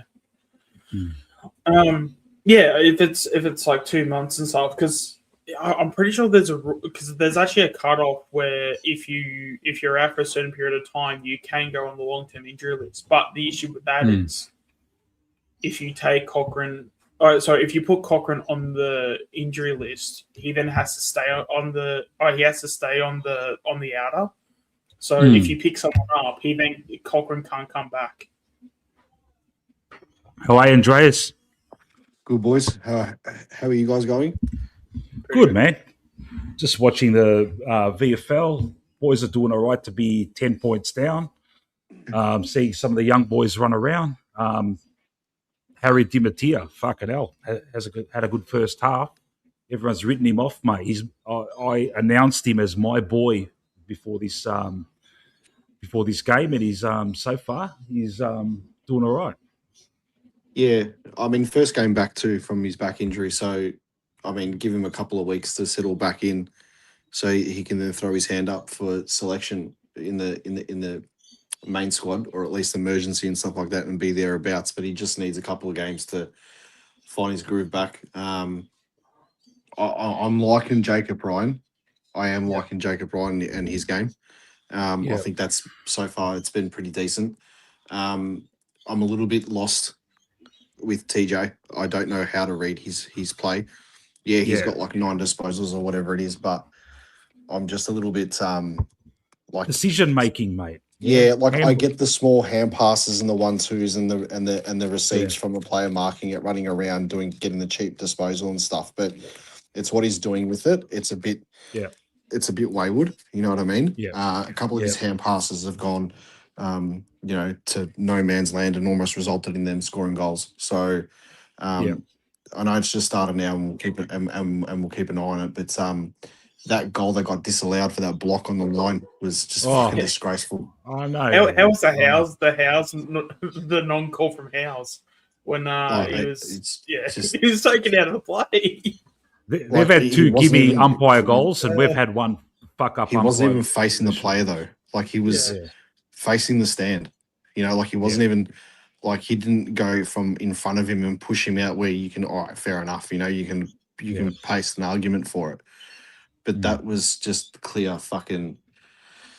I don't know, but you know, it is what it is. I don't know if I'm going to be out of line by saying this, and I'd love to get your boys' opinion on it and people in the chat also. But I'm really impressed with Saxena and how he's presenting in the forward line, and just the option that he gives. I mean, I know Bobby's got the flu, but you'd almost say that Saxena's playing better football in this game than what Bobby is and would be in front in the selection, which is not, but based on current form in the 2s, I mean, it's definitely something to look at later in the season if we need it.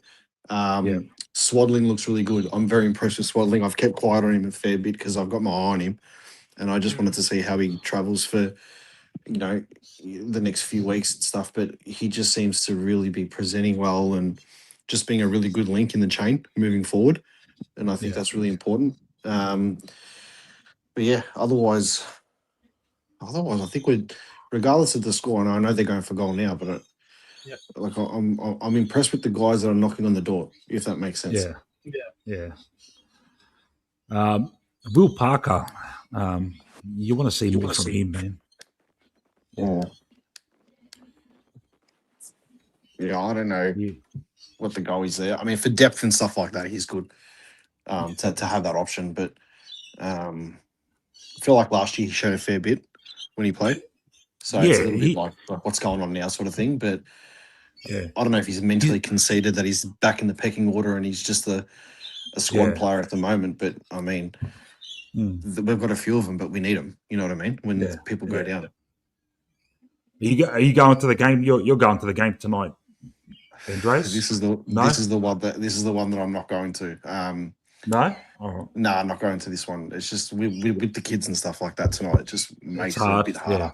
Yeah, so I've pushed it a fair bit as hard as I can the last few weeks, but I think I get the brownie points up, not tonight, not next week, because it's a interstate game. And then the West Coast game, well, it's going to be pretty cool because I've got tickets to the see TJ again. Just like, what was that? Kick it on your left if you need to. But yeah, the West Coast game, I'm in the President's Lunch. So nice. So that'll be pretty good. I got invited to go, which is really humbling, which is nice. Moving up in the world. Is that because you've been a long-term member, or no? We got asked. Got asked by one of the ladies who's pushing to get on the board. She really wants to connect with the fans and stuff like that. So they invited us to come down, mingle with everyone, have a chat and stuff like that. So just get our perspective on things also, which is good. So seems that they're watching the channel, which is good. So yeah, good mate. Any ambitions, Andreas, to one day be on the board? Get a nice fat chair on the board. Yeah, right. Fucking hell. I wish. Oh, I absolutely wish. Yeah. There'd be a lot of throwbacks if that happened. There'd be a lot of throwbacks, retro round. You know, bring the barcode jersey back pre-season. You know, just shit that we don't do that we should be doing. I'm not a very progressive person, but I think with this, you have to sort of keep up with the times a little bit. But it is what it is. Harry DiMattia just took a nice fucking contested mark, man. Yeah. Yeah. He's for someone playing his first game back, he's done really well. Absolutely. So Bobby and Kruger have got a bit of argy-bargy going on between them. I don't know if you guys saw as they were walking off at halftime, giving each other a bit of stink. Just now, there was a bit of argy-bargy, Oh, there you go. He just hit him. It was like a hip and shoulder there. Hopefully, it's tongue in cheek. Yeah, I think you guys are. I think you guys are about 30 seconds behind what I'm watching, but I think so. Yeah, I don't think that was tongue in cheek. I think he was trying to hit his tongue in cheek. I think that was what was trying to happen. Oh, it's good. That's all right, Andreas. If we get a goal, you can let us know in advance so we can commentate it properly, mate. How bad was the camera work with the rain and stuff like that? Yeah, I saw a comment. They brought the SBS after hours cameras instead of the See TJ again, like he finds himself in really good positions, but it's just the sporadic fucking disposal. We got it out there, which is good. I want to see a bit more from Harvey Harrison. Really want to. His disposal was actually really good, but a lot of his choices and stuff. It's definitely what's been like letting him down. Because like he certainly had a really poor start to the year. In all fairness, but he's just one that you just sort of hope that I guess you hope all players come good, but so. But the good thing is, I said it in my preview for the Geelong for tonight's game. It's the first time in a long time I feel as if we've got a real proper selection squeeze at the footy club. And you know, there's players that should be playing that are missing out. There's players that are knocking on the door and stuff like that. And we haven't really spoken much about Harvey Harrison, who's got the ball now 50 metres out, 55 metres out. You know, he's not getting a shot just yet, and he's doing the hard yards. But I mean, it's good when you got players like that, and we haven't really spoken too much about him. Like it's more like when he comes in, but we're not talking about so much his form across all the content and stuff like that, which is okay. But I mean, we need players like that to start stepping up. Because next year is going to be their year. I think next year is going to be the year of the Swaddling, the Harrison. If Di Mattia stays on, him too. What's going to happen with TJ and Jacob Ryan? I know TJ's contracted for another year, but Jacob Ryan's not. So, what would you guys do? Would you guys give Jacob Ryan another year just for a bit of insurance? Absolutely, yeah. I mean, I'm a big component of if you can do your role and you can be competent at it. It just means that you don't need to go get that position, and then you can go focus on other positions. And half backs, like, I mean, I'd be fine if Ryan went to 28, 29, and we just kept giving him like cheap contracts, because he wouldn't have much. He wouldn't have much on the market. And just as that cheap option, if he's sitting in your VFL every week, but he gets a year older each year, I don't think that's so. I don't think that's such a bad move. Yeah, you can maybe look at it in terms of he's like clogging a list, but in a sense, like it's kind of like having obviously he doesn't have like 300 games or whatever, but I've been sort of waiting to do like a Brisbane where you have like someone like a Lions. He goes down to the VFL and he plays games and he's like using his experience. But if you can have Ryan in that sort of like mold in a sense, I know he's not going to have 300 games under his belt, but just have that sort of, big body leadership type, sort of effectively have VFL players on your AFL list. But like, at the end of the day, Ryan is like a very, very good VFL player. But as long as he's good enough to, be in your bottom sort of like six, which I think he can be, he just needs the opportunities. I think that's sort of where you sort of, and if there's not such a big, if there's not much interest from him from other clubs, then why not just give him just the cheapest chip deal every year and sort of go from there? Because like, if we have the bad run with injuries, you've got him there. Just play the role that you're playing, put him in. I just don't know if there's going to be too much of a spot for both him and TJ, especially if we do, take into consideration if there's anybody that we do snatch from another team that's contracted or whatever it is, and then you got Howes in there as well too. It's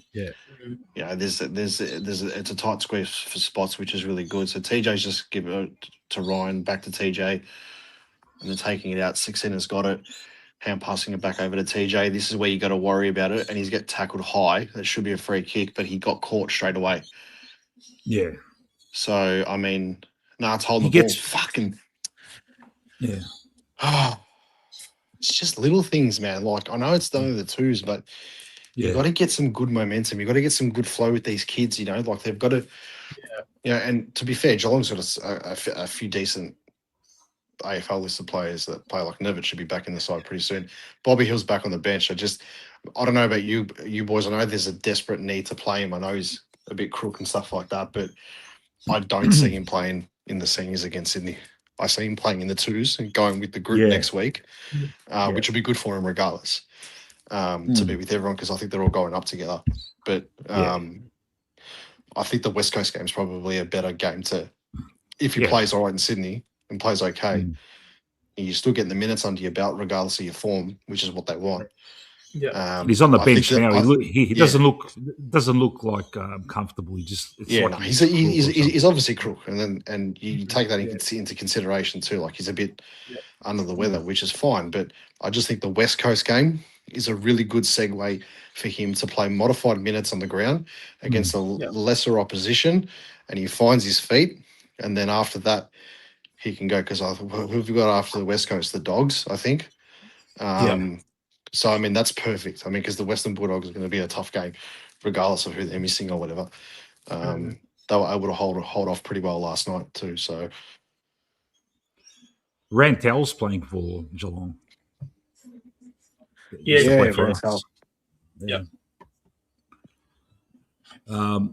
With TJ, what's frustrating is he's always there about where the ball is, position-wise, he's there. He's good in positions. He finds himself in the right spots, and that's his strength. But it's just the disposal. Like that game against North Melbourne, in Ballarat, he We found thought, himself, and I was there. He found himself in some okay, fucking grouse spots. Found himself as basically like a quarterback across the half back line, getting the ball out from the back of the pack, just being the one like getting the cheap disposal, but being in the good position, like someone was getting the hand pass out, and he was there, and he's got all the time in the world, and you don't have to use all the time. Get the ball, hand pass it off, get the ball, kick it down the line to the next contest, to the next chain of play. yeah, And it was like there was 50 million things going through his head, and before you know it, he's all right. He's got around one player, and then he's getting tackled. You know what I mean? Yeah. Like he's just wasting the time that he's got, and I think he's just, I don't know. I think maybe he's half a step off, getting a decent run in the seniors, but it's just concerning. Like we need that strength there, So. Yeah. Remember that first game against North Melbourne in that comeback game when he did ran both through his the fucking centre? hammies. Did he? Yeah. But he had that piece of play where he ran through the centre and fucking and he looked hit up. really good too. Did he hit up Nick or Howie or someone? And it's like, fuck, how good's this kid, man? Yeah. And that was like fucking almost 3 years ago now, man. Fuck. Yeah. Yeah. Yeah. What do you reckon tonight? You guys reckon tonight will be all right? Yeah, I've gone Pies by 25. It's kind of one of those things. Like, there's always going to be respect for Geelong because, like, Geelong are just a really good side. But yeah, I am feeling like I am feeling positive about it. Like, I just think that Geelong seem to have just the knack, especially of like Tools playing well, and those are the guys that are sort of the Tools are our sort of 50-50s at the moment.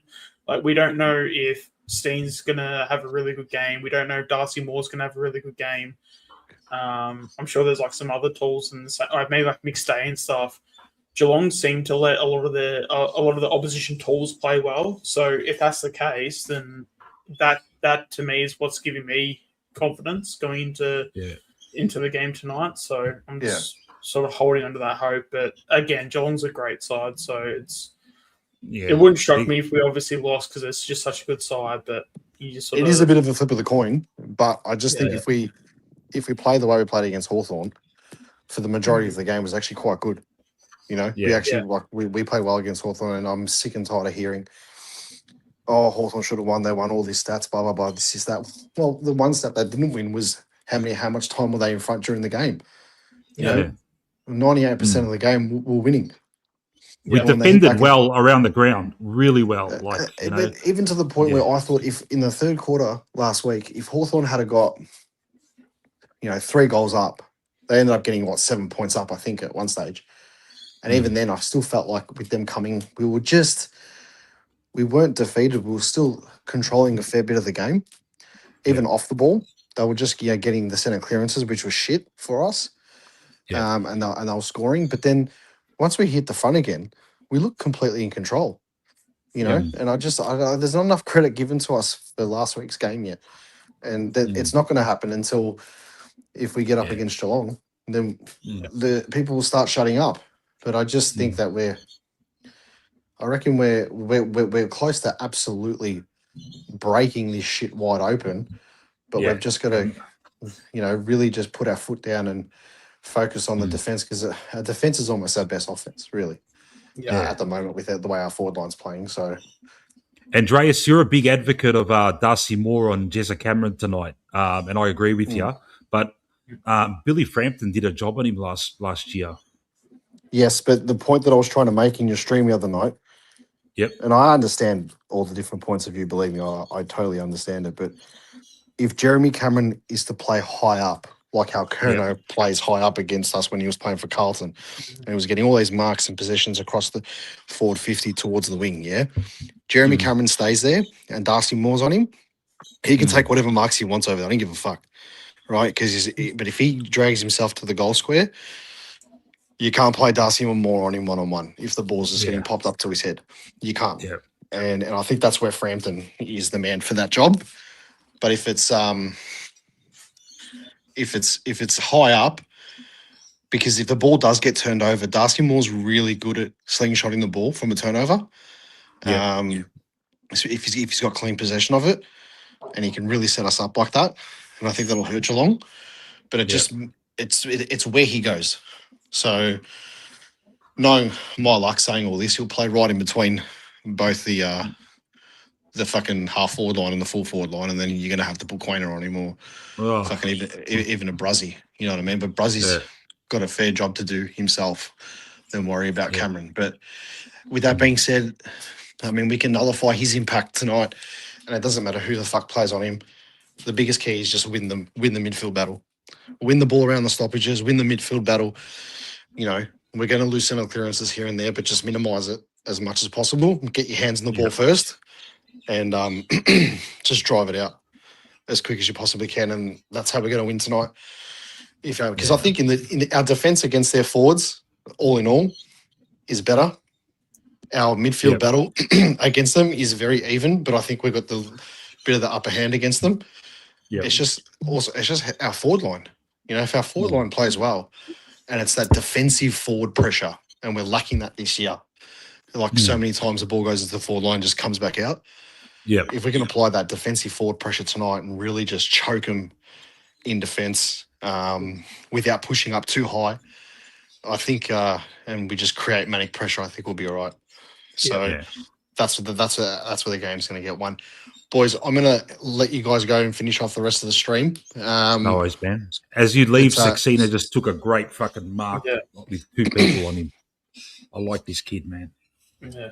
But he just kicked that out on the full. He might not get a game. He might not get a game this season, but I think they've made the right choice picking him over McGuire. As much as it pains us to say if we had seen this, if we had known this a couple of years ago, but I think Saxena's showing enough where he's going to be like a little pocket rocket in the forward line. He's going to give 110%, even if he has a shit game.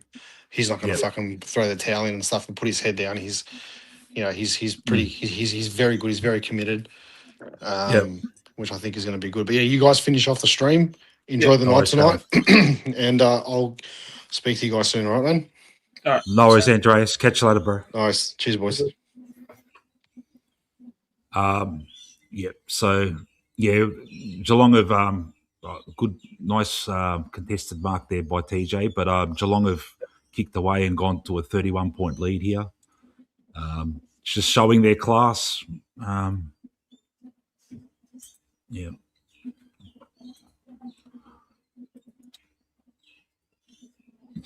Ryan's getting a lot of the ball. Ryan up to Prindable. We're in the defensive side here. Will Parker goes across the ground. All right, who's this? Here we go. Bobby, come on, Bobby. Nice. Looked very sharp there, Bobby. To Saxena. Saxena runs around. Short pass. No. Fuck. Saxena again. I like him. Yeah, every single time he sort of gets near the ball and stuff, it's always high footy IQ, and always he's always impacting the play whenever he's near the ball. The only thing when he would play in the champs would be if he would get too much attention like a tagger, he would just fall out of games, or he would crumble under the pressure. Yeah. But when he's especially if you don't give him any attention, and hopefully in about 4 years' time when he bulks up with 4 pre-seasons, he's going to be awesome. And you can see he's a bit of a Josh Dacos with like that Dacos intent. So if we can get a bit of a Josh Dacos out of him but being really like aggressive and wanting to impact games and tear games apart, you can really tell he wants that. Like he's got a really good hunger to just tear games apart. So he was integral in that West goal just there. So he did 2 great efforts from Saxena. He found Harrison outside 50, and Harrison laced up Westy, and Westy's kicked his 3rd. So Westy's putting his hand up too, man. So it's good, mate. The young boys are putting their hand up, making sure the senior boys show up. Fucking oath, Rick. Westy, mate, leads up the guts, mate. True forward craft, man. Fucking knows what to do. Can take marks on leads, can take contested marks. Ball hits the ground. He's not uncomfortable when the ball hits the ground. He can do a snap on both feet, man. Fuck. Just play the kid. It kind of feels like he's just as excited to win a ground ball than he is to like lead out. So like you don't see him like drop his head. So like when he leads out and takes like the mark on the lead, if he ends up dropping and it goes to ground, it's sort of like it's a really weird thing where it feels like he's excited to drop the ball, if that makes any sense. Like and then mop up his own mess and then like do whatever he needs to do.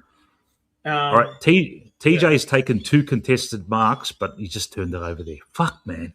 Yeah. Fucking hell, man. He took a great contested mark and he's just turned it over, man. And that's the thing. He did a great play, but like if you actually watch like in how he moved, like he moved, he seemed like he wanted to like the intent there was to be aggressive, and he was too aggressive for his own good there. Yeah. He just needed to just like take the kick.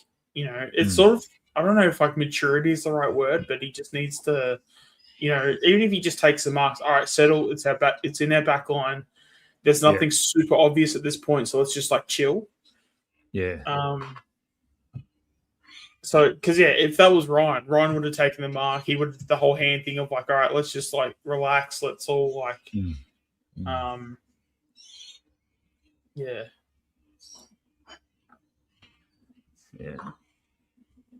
Yeah, I kind of agree with Void on that. Like that's because in terms of him being a footballer, he can be a footballer, but again, when it comes to execution, it's just he'll make choices that are just like that definitely make you just go, oh, like, why? Because he didn't need to take that kick as quickly as he did too. So exactly. Yeah. It's kind of like he put pressure on himself to get the game going. It's like you didn't need to, mate. You know, you could have stopped and just switched it to the other side, and we could have opened up something else, mate. You know. But that's the thing, though. How do you necessarily fix that? Like to me, it's like that because that's like maturity. That's game. He's getting a lot of the ball. Yeah. As we speak, he's got the ball again. You know. Yeah. Fuck, he gets a lot of the ball, doesn't he? Yeah. Come on, boys. He's we're actually streaming. a really good kick. Like I remember his first year when he was training in the preseasons. Like straight away, you notice like his kicks. Like he did not miss one target at training. Yeah. But then again, I mean, even to touch on like Void's another of Void's comments of like there being hope. It's like, you know, TJ's also starting to become that. You know, there's a thing where you have, you know, perceived talent and, you know, future at this club. But then I feel like TJ is like on the borderline where we're maybe nearly going to the territory of, oh, is this guy just a tease? Yeah. Like, because to me, that's sort of this year he's sort of showing he's a bit of a tease. Yeah. You know what? What vibes I get with TJ, I get Harry O'Brien vibes, where Harry O'Brien very erratic in his first few years, and then found something, and became very good, Never elite, but he became very good, And that's the thing though. So, but I feel like at the end of the day, the more he's playing VFL, and I mean, it could even be a thing where even if you give him AFL games, and it's just like, hey, we're just going to give you 6 games on the trot. You're going to make mistakes, but we would rather you make the mistakes, know them, learn from them, and be better. But I mean, at the moment, it just seems like he's just encouraging the conversation of him becoming a tease. You know, I mean, you talk about one of the big teasers, and Kruger's now got the ball. Like, talk about a tease. You know, anytime he looked good, he got injured. But it's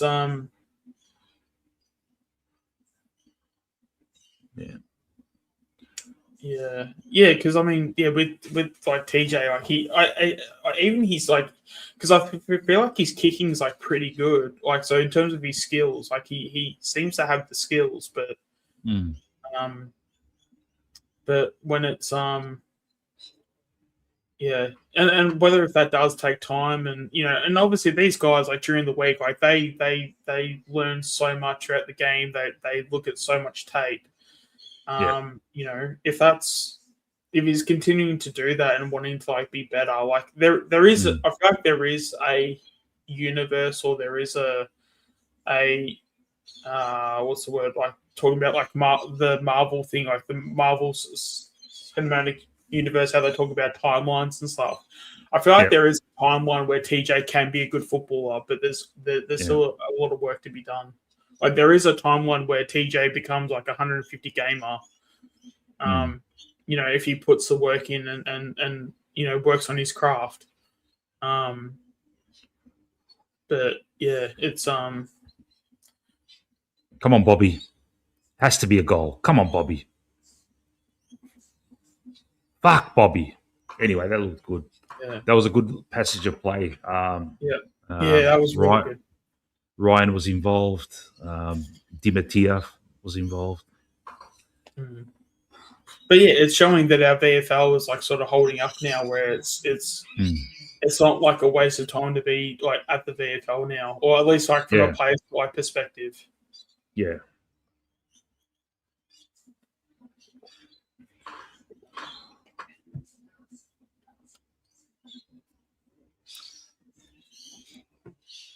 The most important, who's that? Is that Howes? Yeah. Or the Bolfo? That's Howes. Yeah. No, he's the Bolfo. Sorry. Yeah, but also to touch on Rick's comment, like he plays on instinct, but the instinct before, when he was kicking in the back line, he turned it over because his instincts was telling him to go fast and go aggressive. So it's sort of you sort of have to have a balance of both, where it's going to be instinct, but it's also you also got to find the percentages of like when is it the time to go, and that's I'd imagine that's the thing where it's just time after that, Yeah.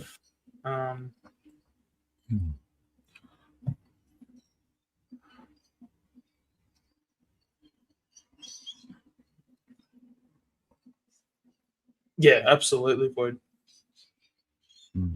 Yeah, you can literally look at every player and you go, okay, what is the reason why you're here? And you can probably say that for every player. Yeah.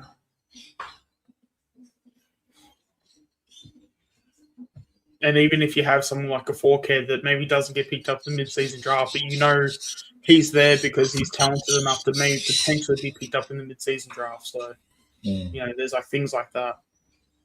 Even like a Phillips, if we were to pick him up in the mid-season draft, I'd be very happy about that. Actually, how is he gone today? So I feel like he's been quiet of late. Yeah, he's only had the 9. Yeah, haven't seen much of him. Yeah. He was good in the first quarter, but hasn't shown much since.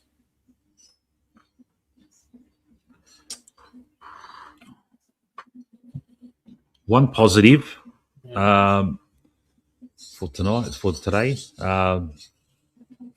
Ultimate Greatness is haircut. There you go. Is it a positive?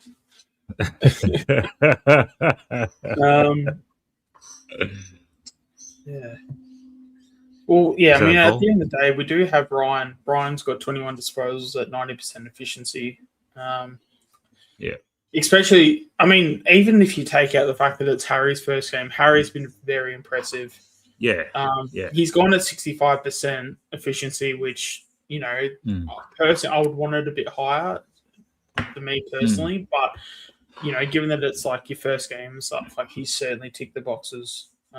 There's one big issue, man, about this game, and I'm gonna have to pull up our friend Void, your boy Alan, mate.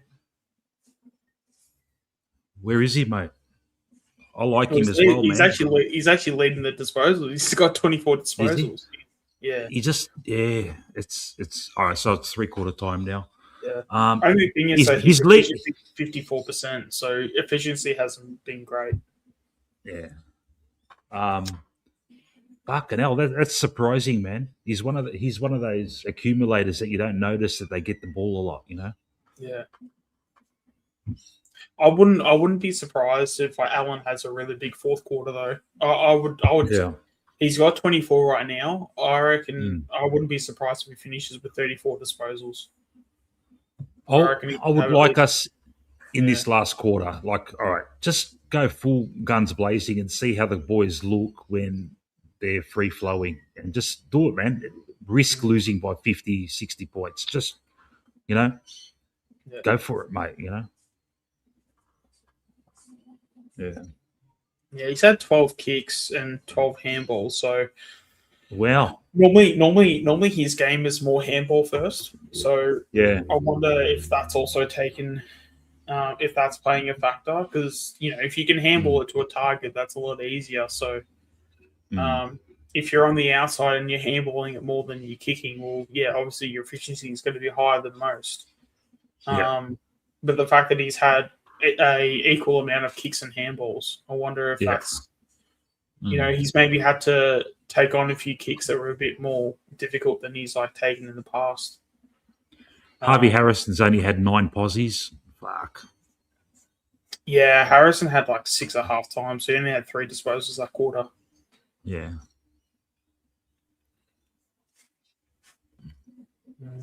It's also a bit frustrating as well too, because he didn't play last week against Hawthorn as well, and for someone that was basically, was he? I don't know if he was was he best on ground the last 2 games prior to that, or if he wasn't, he was definitely among the best.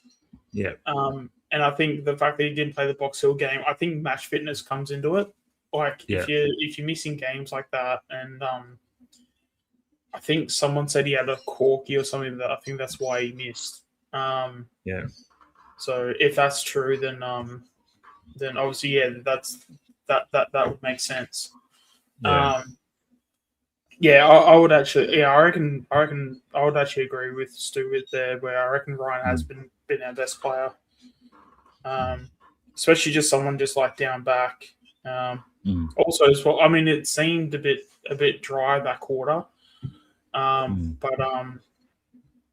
going at 90% efficiency, 21 disposals, 6 marks, 2 tackles, how we? Because I know Void likes the clearances. I'll get the clearances up for Alan as well. Alan's got five. Clearances. Yeah. Harry's got 5. Phillips 4. Teakle 2. So. And we're also getting a few guys getting their clearances as well. So. Yeah. As much as we're sitting here and it's 6 goals the difference, it's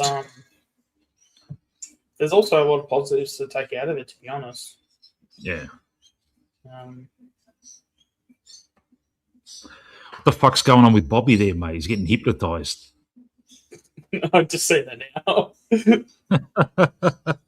Looks like he's getting blessed by a Catholic priest or something, mate. Yeah, I know. It doesn't look good. It looks like it was an eye test or something. Yeah.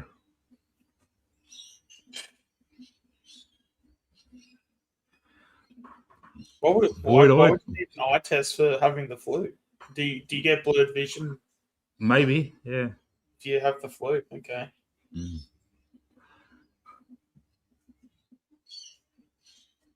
Because that's what I'm assuming. Because normally when people do that, that's you're supposed to look at the finger. Yeah. Yeah. Yeah. So it would be some form of an eye test. Come on, boys! Big last quarter here. I'm just going to have a quick. I'll be back in 20 seconds. Oh yeah, we didn't have. I just saw Lockie Sullivan there, so he didn't play. Yeah, he concussed from last. He was concussed from the last round. I'm just gonna. I'll be back in 20 seconds, man. Yeah, all good.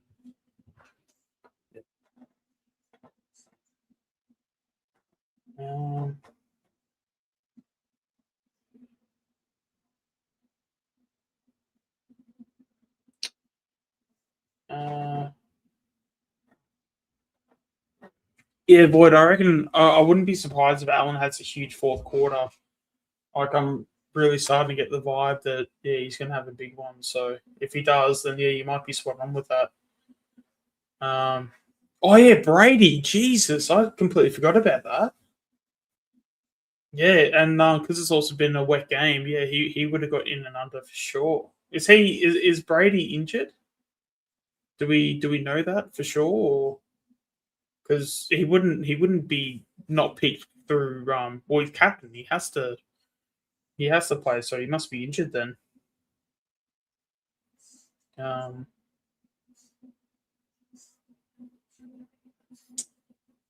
Yeah, I haven't heard much about Eddie Ford at all. Like, he actually would have been he actually would have been really good for yeah, well, if you're captain, like you're basically getting a game every week. Like, there's plenty of VFL players out there, so it'd be him and DeBolfo that would be your two first pick, because you can't not have your captain play. So yeah, I'm not sure what's going on with Eddie though. Yeah, that's what I'm thinking too. That's very strange to have an eye test for the flu. So not sure what's going on there. But yeah, we got the start of the fourth quarter going. Teagle gets a tap at Geelong, get the clearance, and yeah, House takes a really strong mark. That's really good from House. Oh, kick's not that great, but DeBolfo looks like he might have cleaned up. No, they called that holding the ball. Did you see that? Yeah. I just saw it. Yeah. Fucking Oh joke, my man. god! Like it's. I mean, he got the handball out anyway, but like, how was that holding the ball?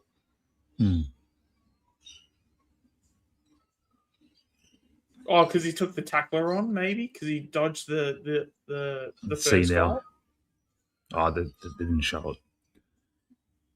You know, Yeah, that shits me. That shits me sometimes that a player gets tackled and it's a good tackle, but he gets the handball out and they still give ball. It's like, he got the handball out, man, or he got the kick away. It's like, why? You know? Yeah, I didn't even think about that either. So yeah, if it's a handball, then it shouldn't be holding the ball as well. Are we far behind? All right, let me quickly just reset the website then.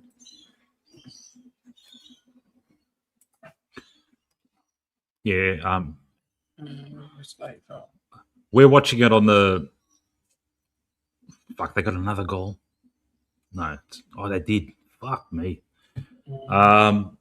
Yeah, we're behind. I'm watching it on the fucking AFL app. If you're probably watching it on ABC, you're probably like fucking 20 seconds in front of us. But it is what it is, man. Apparently, it's advertising it was live. So if you're watching on ABC, that's probably the better footage, I reckon.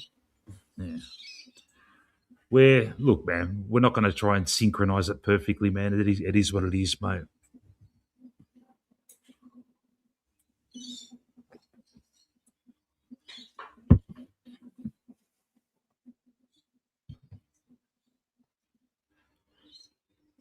They've gone out to a 48 Oh, there you point go. lead. So apparently you can get blurred vision from the flu. I actually didn't know that. There you go. Yeah, you can. Yeah, well, I guess if you're dizzy and stuff, yeah, okay, it's not really a thought I've ever had to, yeah. Yeah, if you're not feeling 100%, then all right.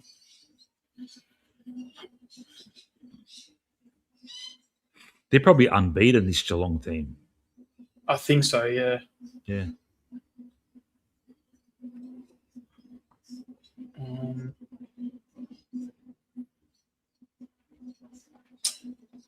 All right, here we go. Got it out of our back line now. Looks like we've got a bit of drive. It's been intercepted by Geelong. Come on, TJ. Come on, Saxena. Come on, Harrison. Yes, good. Now, Allen. Run on. Oh, just a bit of a don't argue from Allen. There you go.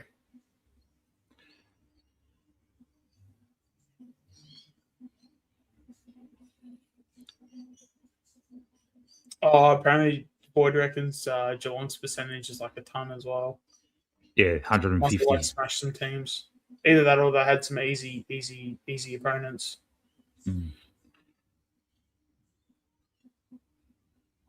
Yeah, absolutely. All right, there's going to be a ball up on the centre wing.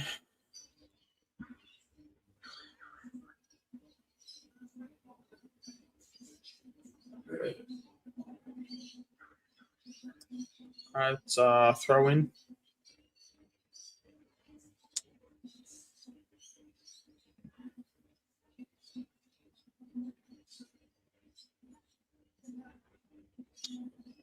All right, here we go. So who's in the ruck here? Is it Teagle? Yeah. Yeah, that was Teagle. Come on, Prinders. Good handball by Teagle. Come on, West. Oh, Printable. Printable. You got that, West. West off the ground. 4 goals, West. Yes. Let's go. Good, Who was the 23rd opportunities. kid?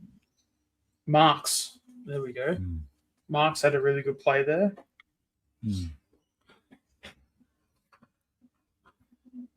Good opportunism by West there. Printable. Yeah, that's 3 goals for Westie as well. 4 goals. There you go. 4. Yeah. Kruger, mate. What's going on there, Krugs? Fucking tunnel ball, mate. It's probably the driest part of the game too. Yeah. It doesn't look half bad now. Fuck, I loved Kruger when he had that little cameo in the seniors. Yeah. Yeah, well, I mean, anytime the key forward comes good, like, yeah, it's it just shows like how starved we are for a key forward, because we really haven't had a good one since really Cloak.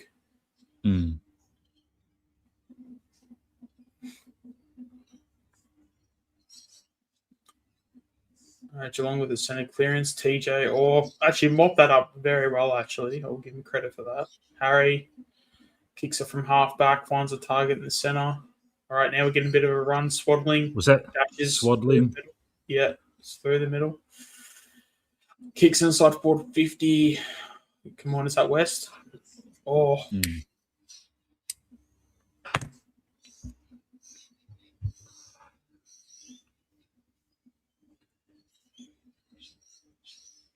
All right, here we go. All right, in our forward 50, going to get a throw in.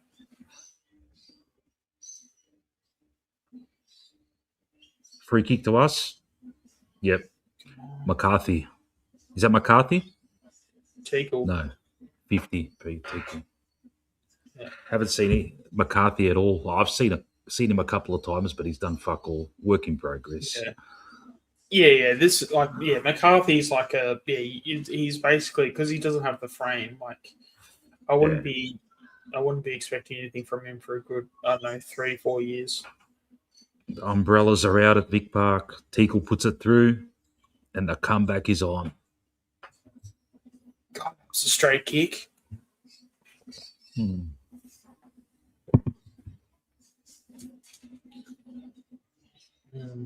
So, in terms of the mid-season draft, who do you what sort of direction do you think we'll go? We'll just go best possible player. Yeah, that's what I reckon. Even if we're stacked with, at the moment, we've got plenty of small forward depth. We've got plenty of halfback flanker depth. But if the best player in the draft is a small forward that's absolutely fucking kicking ass, you just got to go for it, man. I reckon. I feel like we have the small forwards though, don't we? I know, you got Saxena and stuff in the VFL, but you've got Harrison can do that role. That's what I'm saying. Even though we're stacked with small forwards, if the best player in the draft is a small forward and he's kicking ass, you take him, man. Fuck it. Yeah. All right. Here we go. We're going forward again. Want to see Westy get to 5 at least for this quarter. Want to see Saxena get another goal. Yeah, well, Westy kicking 5, it'll only just make his AFL chances the chances of getting an AFL game even bigger. Interestingly, West's 4 goals, 3 of them have been 2 snaps, one off the ground on the goal line, and and the only one lead and mark. Just to go off of one of the comments in the chat, they're wanting to know with Bobby. He sort of had a bit of a challenging day with like the flu and everything. It's probably really nothing to write home about in terms of his performance, but there has been some setbacks that are sort of not necessarily natural at the moment. So you probably wouldn't put it as a tick today, but he's obviously improving, and he's I think obviously we'll see how it goes next week with hopefully the conditions being a bit more in his favour. But yeah, he's still a few weeks off, but yeah, hopefully he's not too far away from getting back to his best. But yeah, he showed glimpses last week, but this was a bit of a down game. But it was also kind of not his fault either. Like, you can't really, like, the fact that he got the flu, like, that's I don't know. I'm sort of happy just to sort of just be like, it wasn't his day, but like he just had some things that weren't in his favour.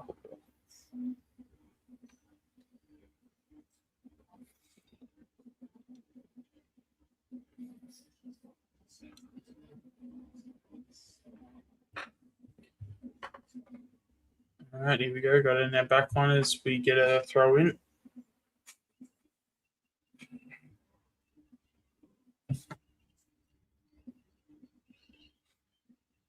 Yeah, I noticed that a couple of times, Void. Fucking Harrison's being held in the CBAs. Yeah.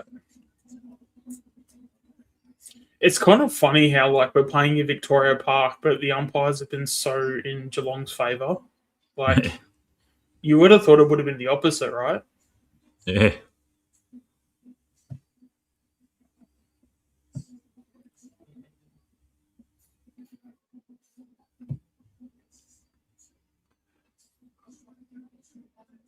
All right, here we go. So Parker's got a centre half back. Goes to the corridor. Bobby tries to go with one hand, doesn't take the mark. Yeah, Geelong's trying to rebound it off that turnover. They fucked it. Yeah. Oh, God. I mean, it could have gone a couple centimetres either left or right, and that would have resulted in a goal. Yeah.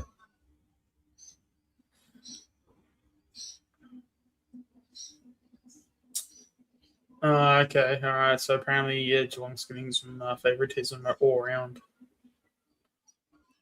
I wonder if that's the same at the AFL level, because certainly had they've certainly had a good day in that direction for sure in the VFL. Fucking hell. Is Cameron Ling playing? Fuck me there. For a second, like when you said that, though, I'm like, oh, wait, is it?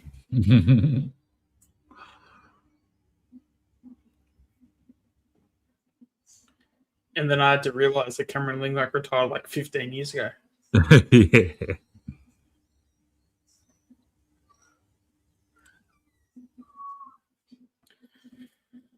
All right.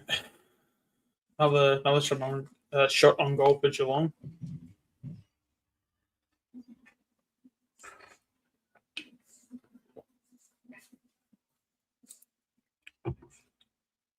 Yeah, it's always an interesting one because this whole like hatred that Collingwood have, as much as I love it, God damn, it screws us over as well. Mm.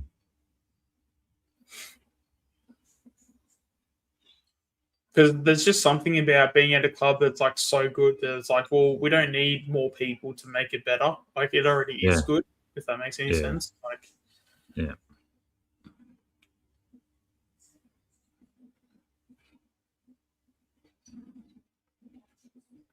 It's like if you join Collingwood, you're joining Collingwood to be a part of us, not us being a part of you, sort of thing. Yeah, yeah.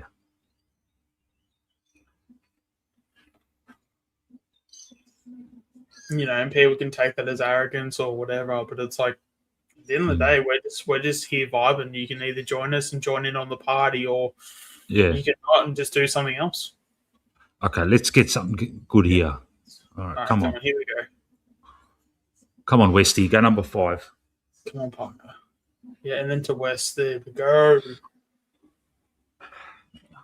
Because we're behind, someone in the chat will probably tell us what's happening Yeah. here. Yeah, but oh my God, he kicked it. He's got 5. I'm not looking at the chat. Yeah. I'm just going to watch this. Yeah, I mean, I say that, but I'm probably going to look anyway. Come on, Westy.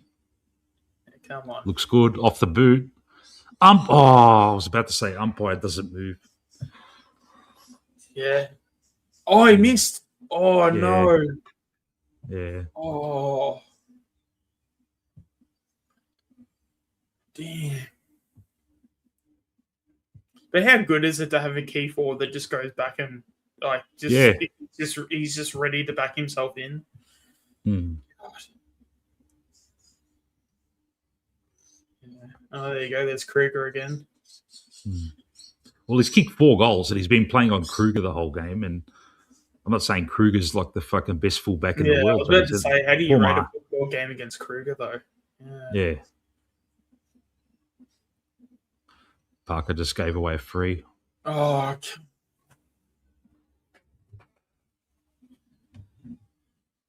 I know that's definitely there, but like with the way that the standard of umpiring that has been, like that, like I'm only annoyed just because of the standard we've had today with that call.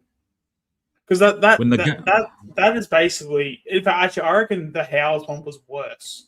Yeah, and that was like a non-call. Yeah, they fucked us when the game was on. Yeah, that's the most momentum fucking suppressing fucking decisions. Because you get some games, man, you can lose by fucking 50 points, but earlier in the game, if something went differently, it's probably a different result, even though you just lost by 50. Yeah. And that's the thing that people like don't get is like they'll be like, oh, but like the free kicks were like even and all that stuff. But it's like, but look at where the free kicks are and look at where the non calls are. Yeah. Like, it's like again, like I go back to like the Howes one. That should have been a free kick every day of the week, but it wasn't, and it resulted in a goal. And the same situation happened just now. That was basically equivalent to the Howes thing. But then it is a free kick, but it's to Geelong having a shot on goal. Like, yeah, Oh.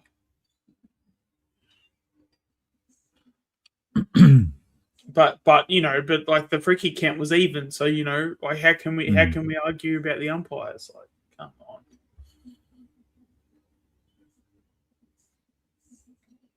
Good Howes. Did they give the mark? Oh, yeah, he marked it. Yeah, he marked it. Yeah, that's fine.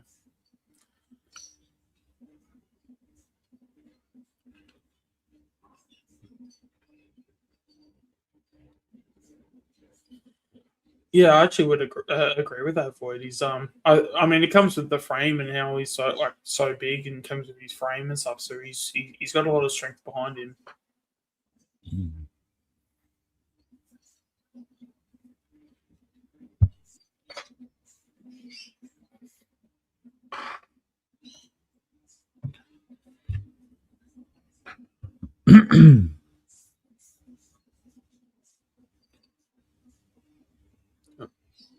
Well, Geelong's definitely got some talent in their twos. You got to say that. Yeah, they look very classy, very clean. Yeah. Probably all these fucking picks that they've had hiding in country teams, and no one gets to see them, and then they fucking draft them at fucking 58. Yep. Yeah, they're doing exactly what Brisbane are doing. They're just doing it in the complete opposite way. Where Brisbane will have all their academy players that will go top 5 picks and all that stuff, and they'll get them. Geelong do the same thing, but instead of picking them with pick 5, they use pick 75.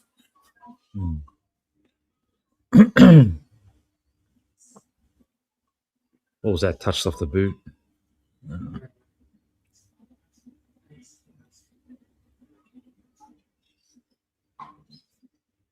I wonder if Geelong also get the rub of the green with VFL players as well when it comes to being in Geelong. So people want to say stay with their families and stuff.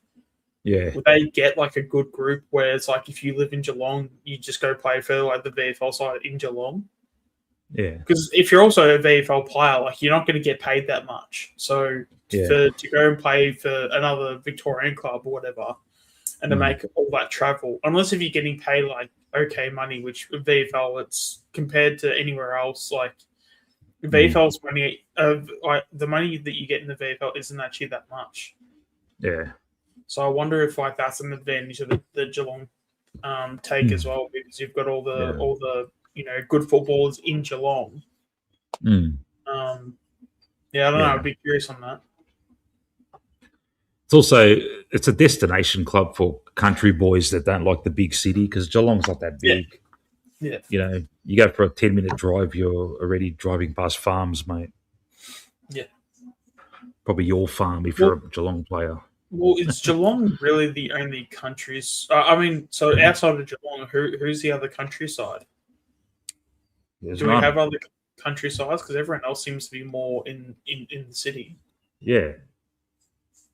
It's the smallest metropolitan area that's got an AFL team. Yeah.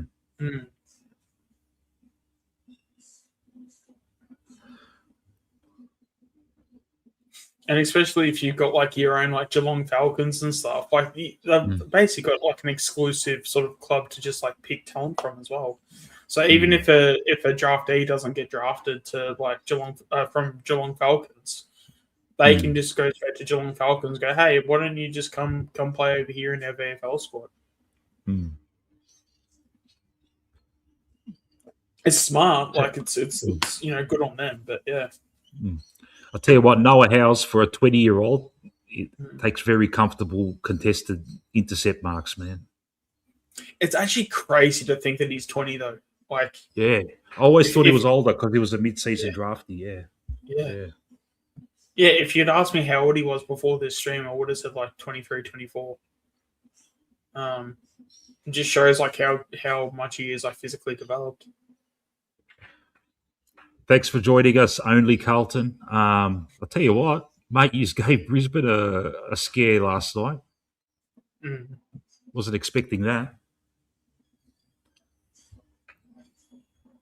There you go. Krieger takes the mark in Cat's defence.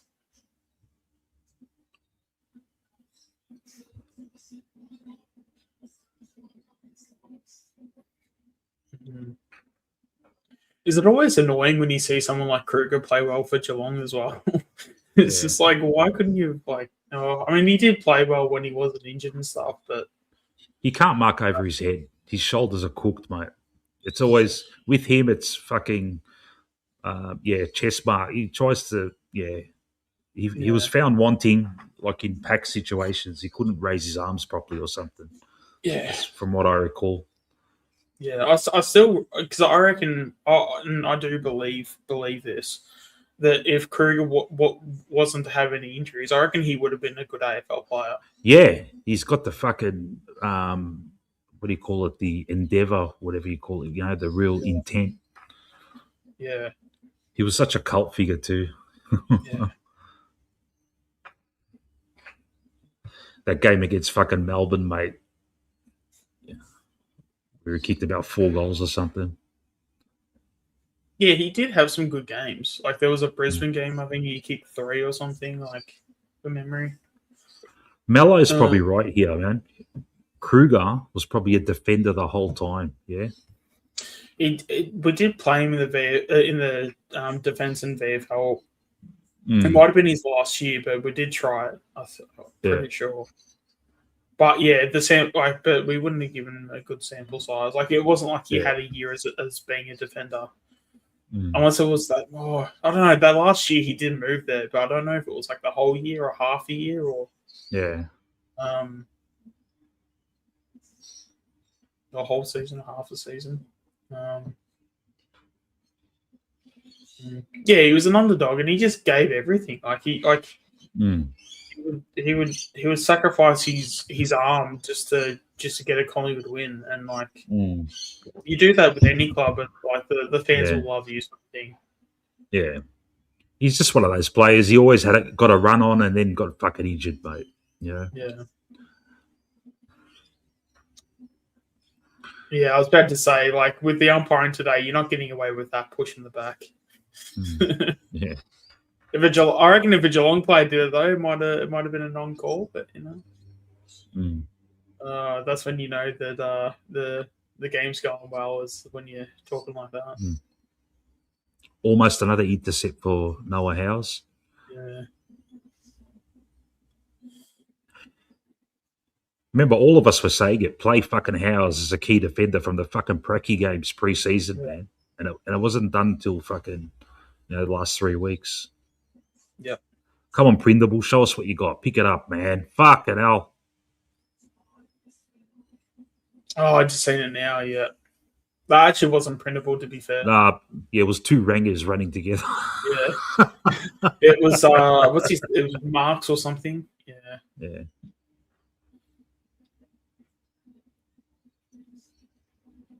Because I kind of was vibing that it was printable for a second, and then I saw the big 79 on his number. Yeah. Well, it can't be printable.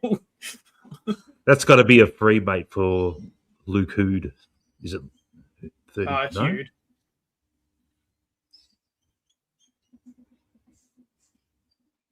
No, just it's not. not. Goal. Okay. All right. I know it's a bit late, but if anyone's at the game, can you guys remind the umpires that there's 2 teams out there? Fuck, Di Mattia looked like he was going to kick a fucking worldie there. Oh, no. Oh, I caught it back. Oh, man.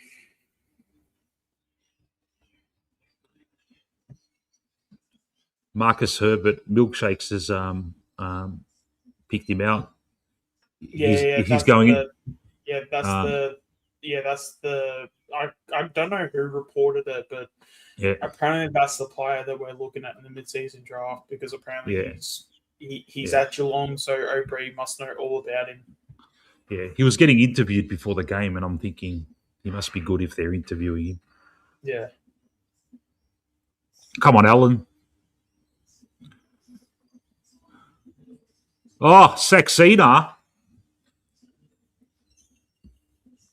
Yeah, one-hander. Go back and kick it, son. He's also hurrying up too, which is good. I mean, it's not that it's going to make a difference, but yeah. I work with a lot of people who come from the subcontinent, from India, and I'm telling them all, mate. Well, he missed it. I'm telling them, mate. I'm trying to get them all to be Collingwood supporters. Yeah. And I go, we've got this kid, mate. He's going to be an absolute gun, mate. He's got an Indian background. I want you all to be Collingwood supporters, mate. Yeah. Nah, he would definitely get there for sure. He's It's kind of crazy how it hasn't been that long, and it's already looking to be such a good choice. Although I think McGuan had 37 disposals the other week in it was like a futures game or something. But yeah, that was just there. That was printable, on the left foot, hit up Smith. But I think with McGuan, he was always going to be a Josh Dacos in his journey. So I wouldn't be. He'll be a mid-season selection in a couple of years' time. What are they doing there?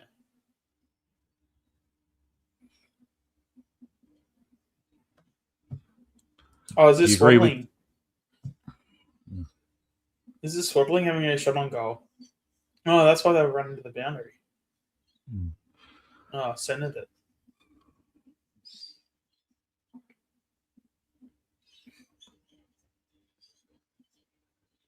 All I'll say about Prindable is he doesn't get the ball much, but when he does get a bit of space, he uses it well, man. Yeah. He's just got to get it, mate. Do you agree with Void? How's his ready? Yeah, I reckon. In terms of just to take a gamble, especially when we have a coach's favourite saying of having a ping at the stumps. Yeah, he's certainly a ping at the stumps. You reckon we'll take a ping at Tom McGuan? Nah, too early. He can't even get a game for Bulldogs seconds, mate. Yeah. He can. I mean, he's got football talent. As I said, he's very much like Josh Dacos in his journey. But yeah, and that's the thing. I reckon Josh would have had the same journey to like if Josh's draft was last year. I reckon he would have had the same journey to McGuan. Because I remember talking to some like draft recruiters and stuff. And like, yeah, they I had someone, like a friend of mine, he spoke to some draft recruiters, and yeah, they reckon he was like nowhere close to it, to like being drafted. Pick the ball up 57. Fuck me dead. Oh, Brown.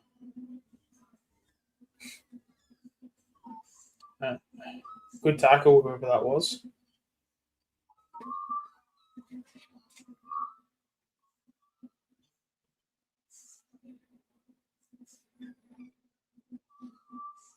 Good Because if you go and watch Josh Dacos' draft here and you look at his like body, he had basically like a similar body to McGuan as well. Saxena. Missed. Fuck me dead, man. Come on. So with like McGuan's strength was basically like he's running. He could basically run all day. Like his patterns were pretty good too. He definitely has these like strengths, and they can be good enough. I just think it's just his physical frame. Like he's just too small. Like similar to what Josh was. Josh had a very like small frame when he started, but yeah, I reckon if we had Aubrey now, I don't think Josh would have been drafted if his draft was the last draft.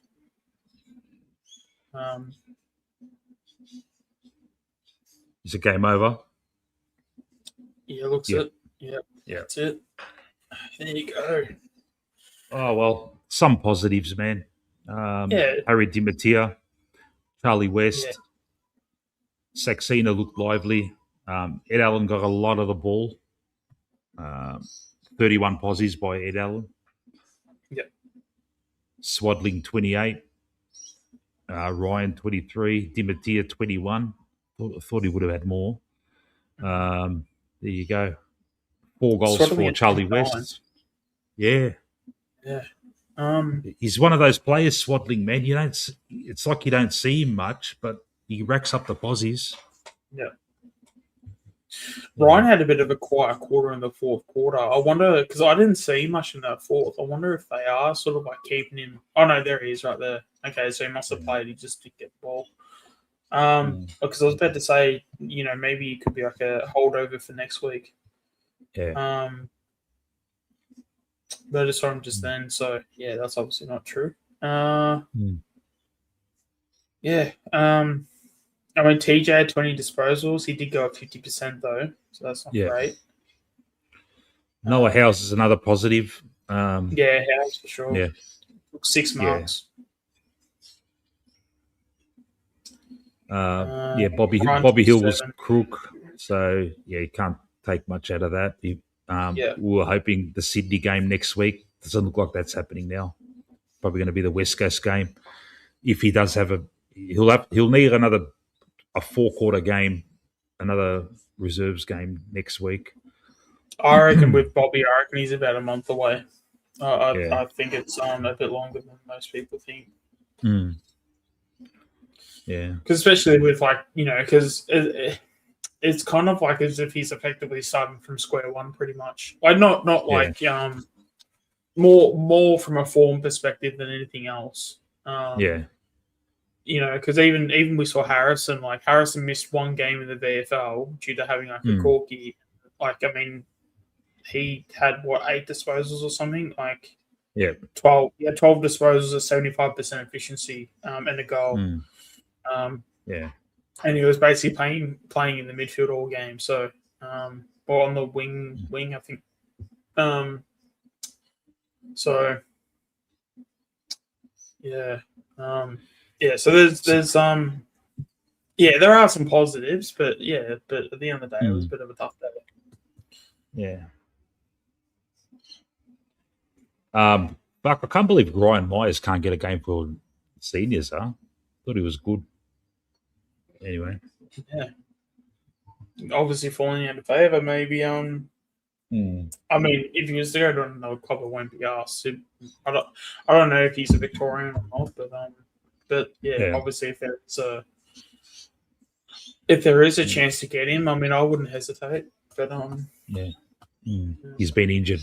Mello's saying. Okay, well, that makes sense.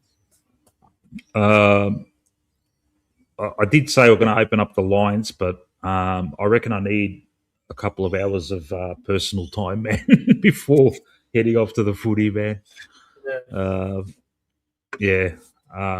So we're meeting at the Mountain View pub with Matt at 6 o'clock. That's the deal. If anyone in the chat going to the game, come up there, mate. Have a drink with us. Well, Greatness will probably have a soda water, but I'm sure myself and Matt. Water. I don't want to get it too exciting, you know. Like, we've got to relax a bit, you know. You're there to look after me and Matt, mate. No. Yeah, I'm just there for the vibes. Is there anything else you want to add to this game, Sean? There's nothing that we haven't already said. Yeah, it's I mean, it was always going to be a bit of a tough day. We also had a few out that would have made a bit of a difference, like Brady Gray wasn't playing. Lockie Sullivan wasn't playing. Those two guys on their own would have won a lot of contested ball and would have put their heads over it in a wet game. So it was also good for Andreas to come on in that third quarter as well. It was good timing because that was sort of when the game was sort of dying off too. So it was good to get his insights and thoughts and stuff. So, but no scoops, mate. He saves the scoops for his channel, right? Because he's going gangbusters, mate. He's not going to give me, the minnows like me a scoop. He's just come on just to have a chat, but that was good. Yeah. He's a legend, Andreas. Yeah, he's freaking awesome. Yeah. Got a lot of time and respect to him, so yeah. North are beating the Swans. There you go. As the AFL started. There you go. Yeah, well, I guess so. But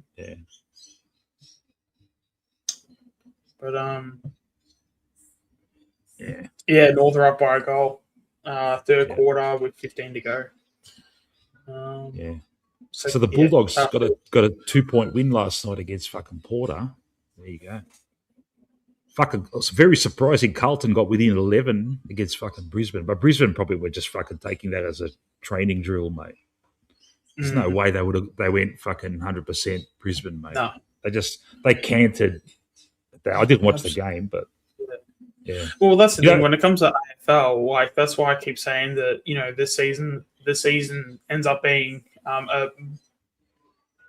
marathon, and not a sprint. So you're always going to have your games where, and that's the thing. Obviously, Collingwood do it a lot.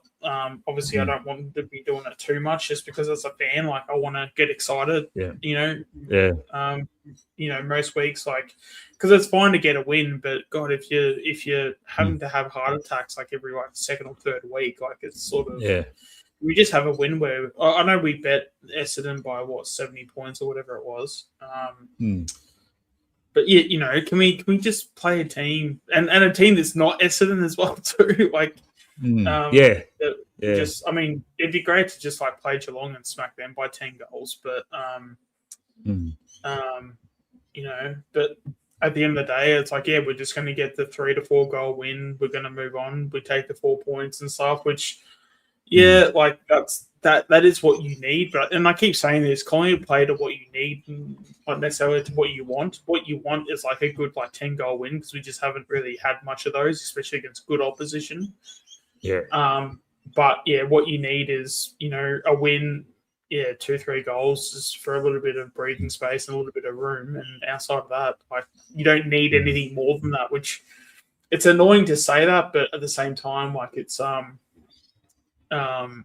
it is annoying to say it, but at the end of the day, that's just when you're a Collins supporter, that's just the things you have to accept, unfortunately.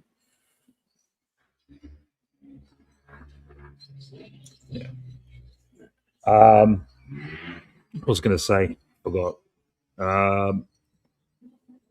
So we'll leave it at that. We'll get some rest time, and all right, Sean, I'll catch you at 6 o'clock at the Mountain View pub outside the G, and we'll catch up with the Warble, Matt.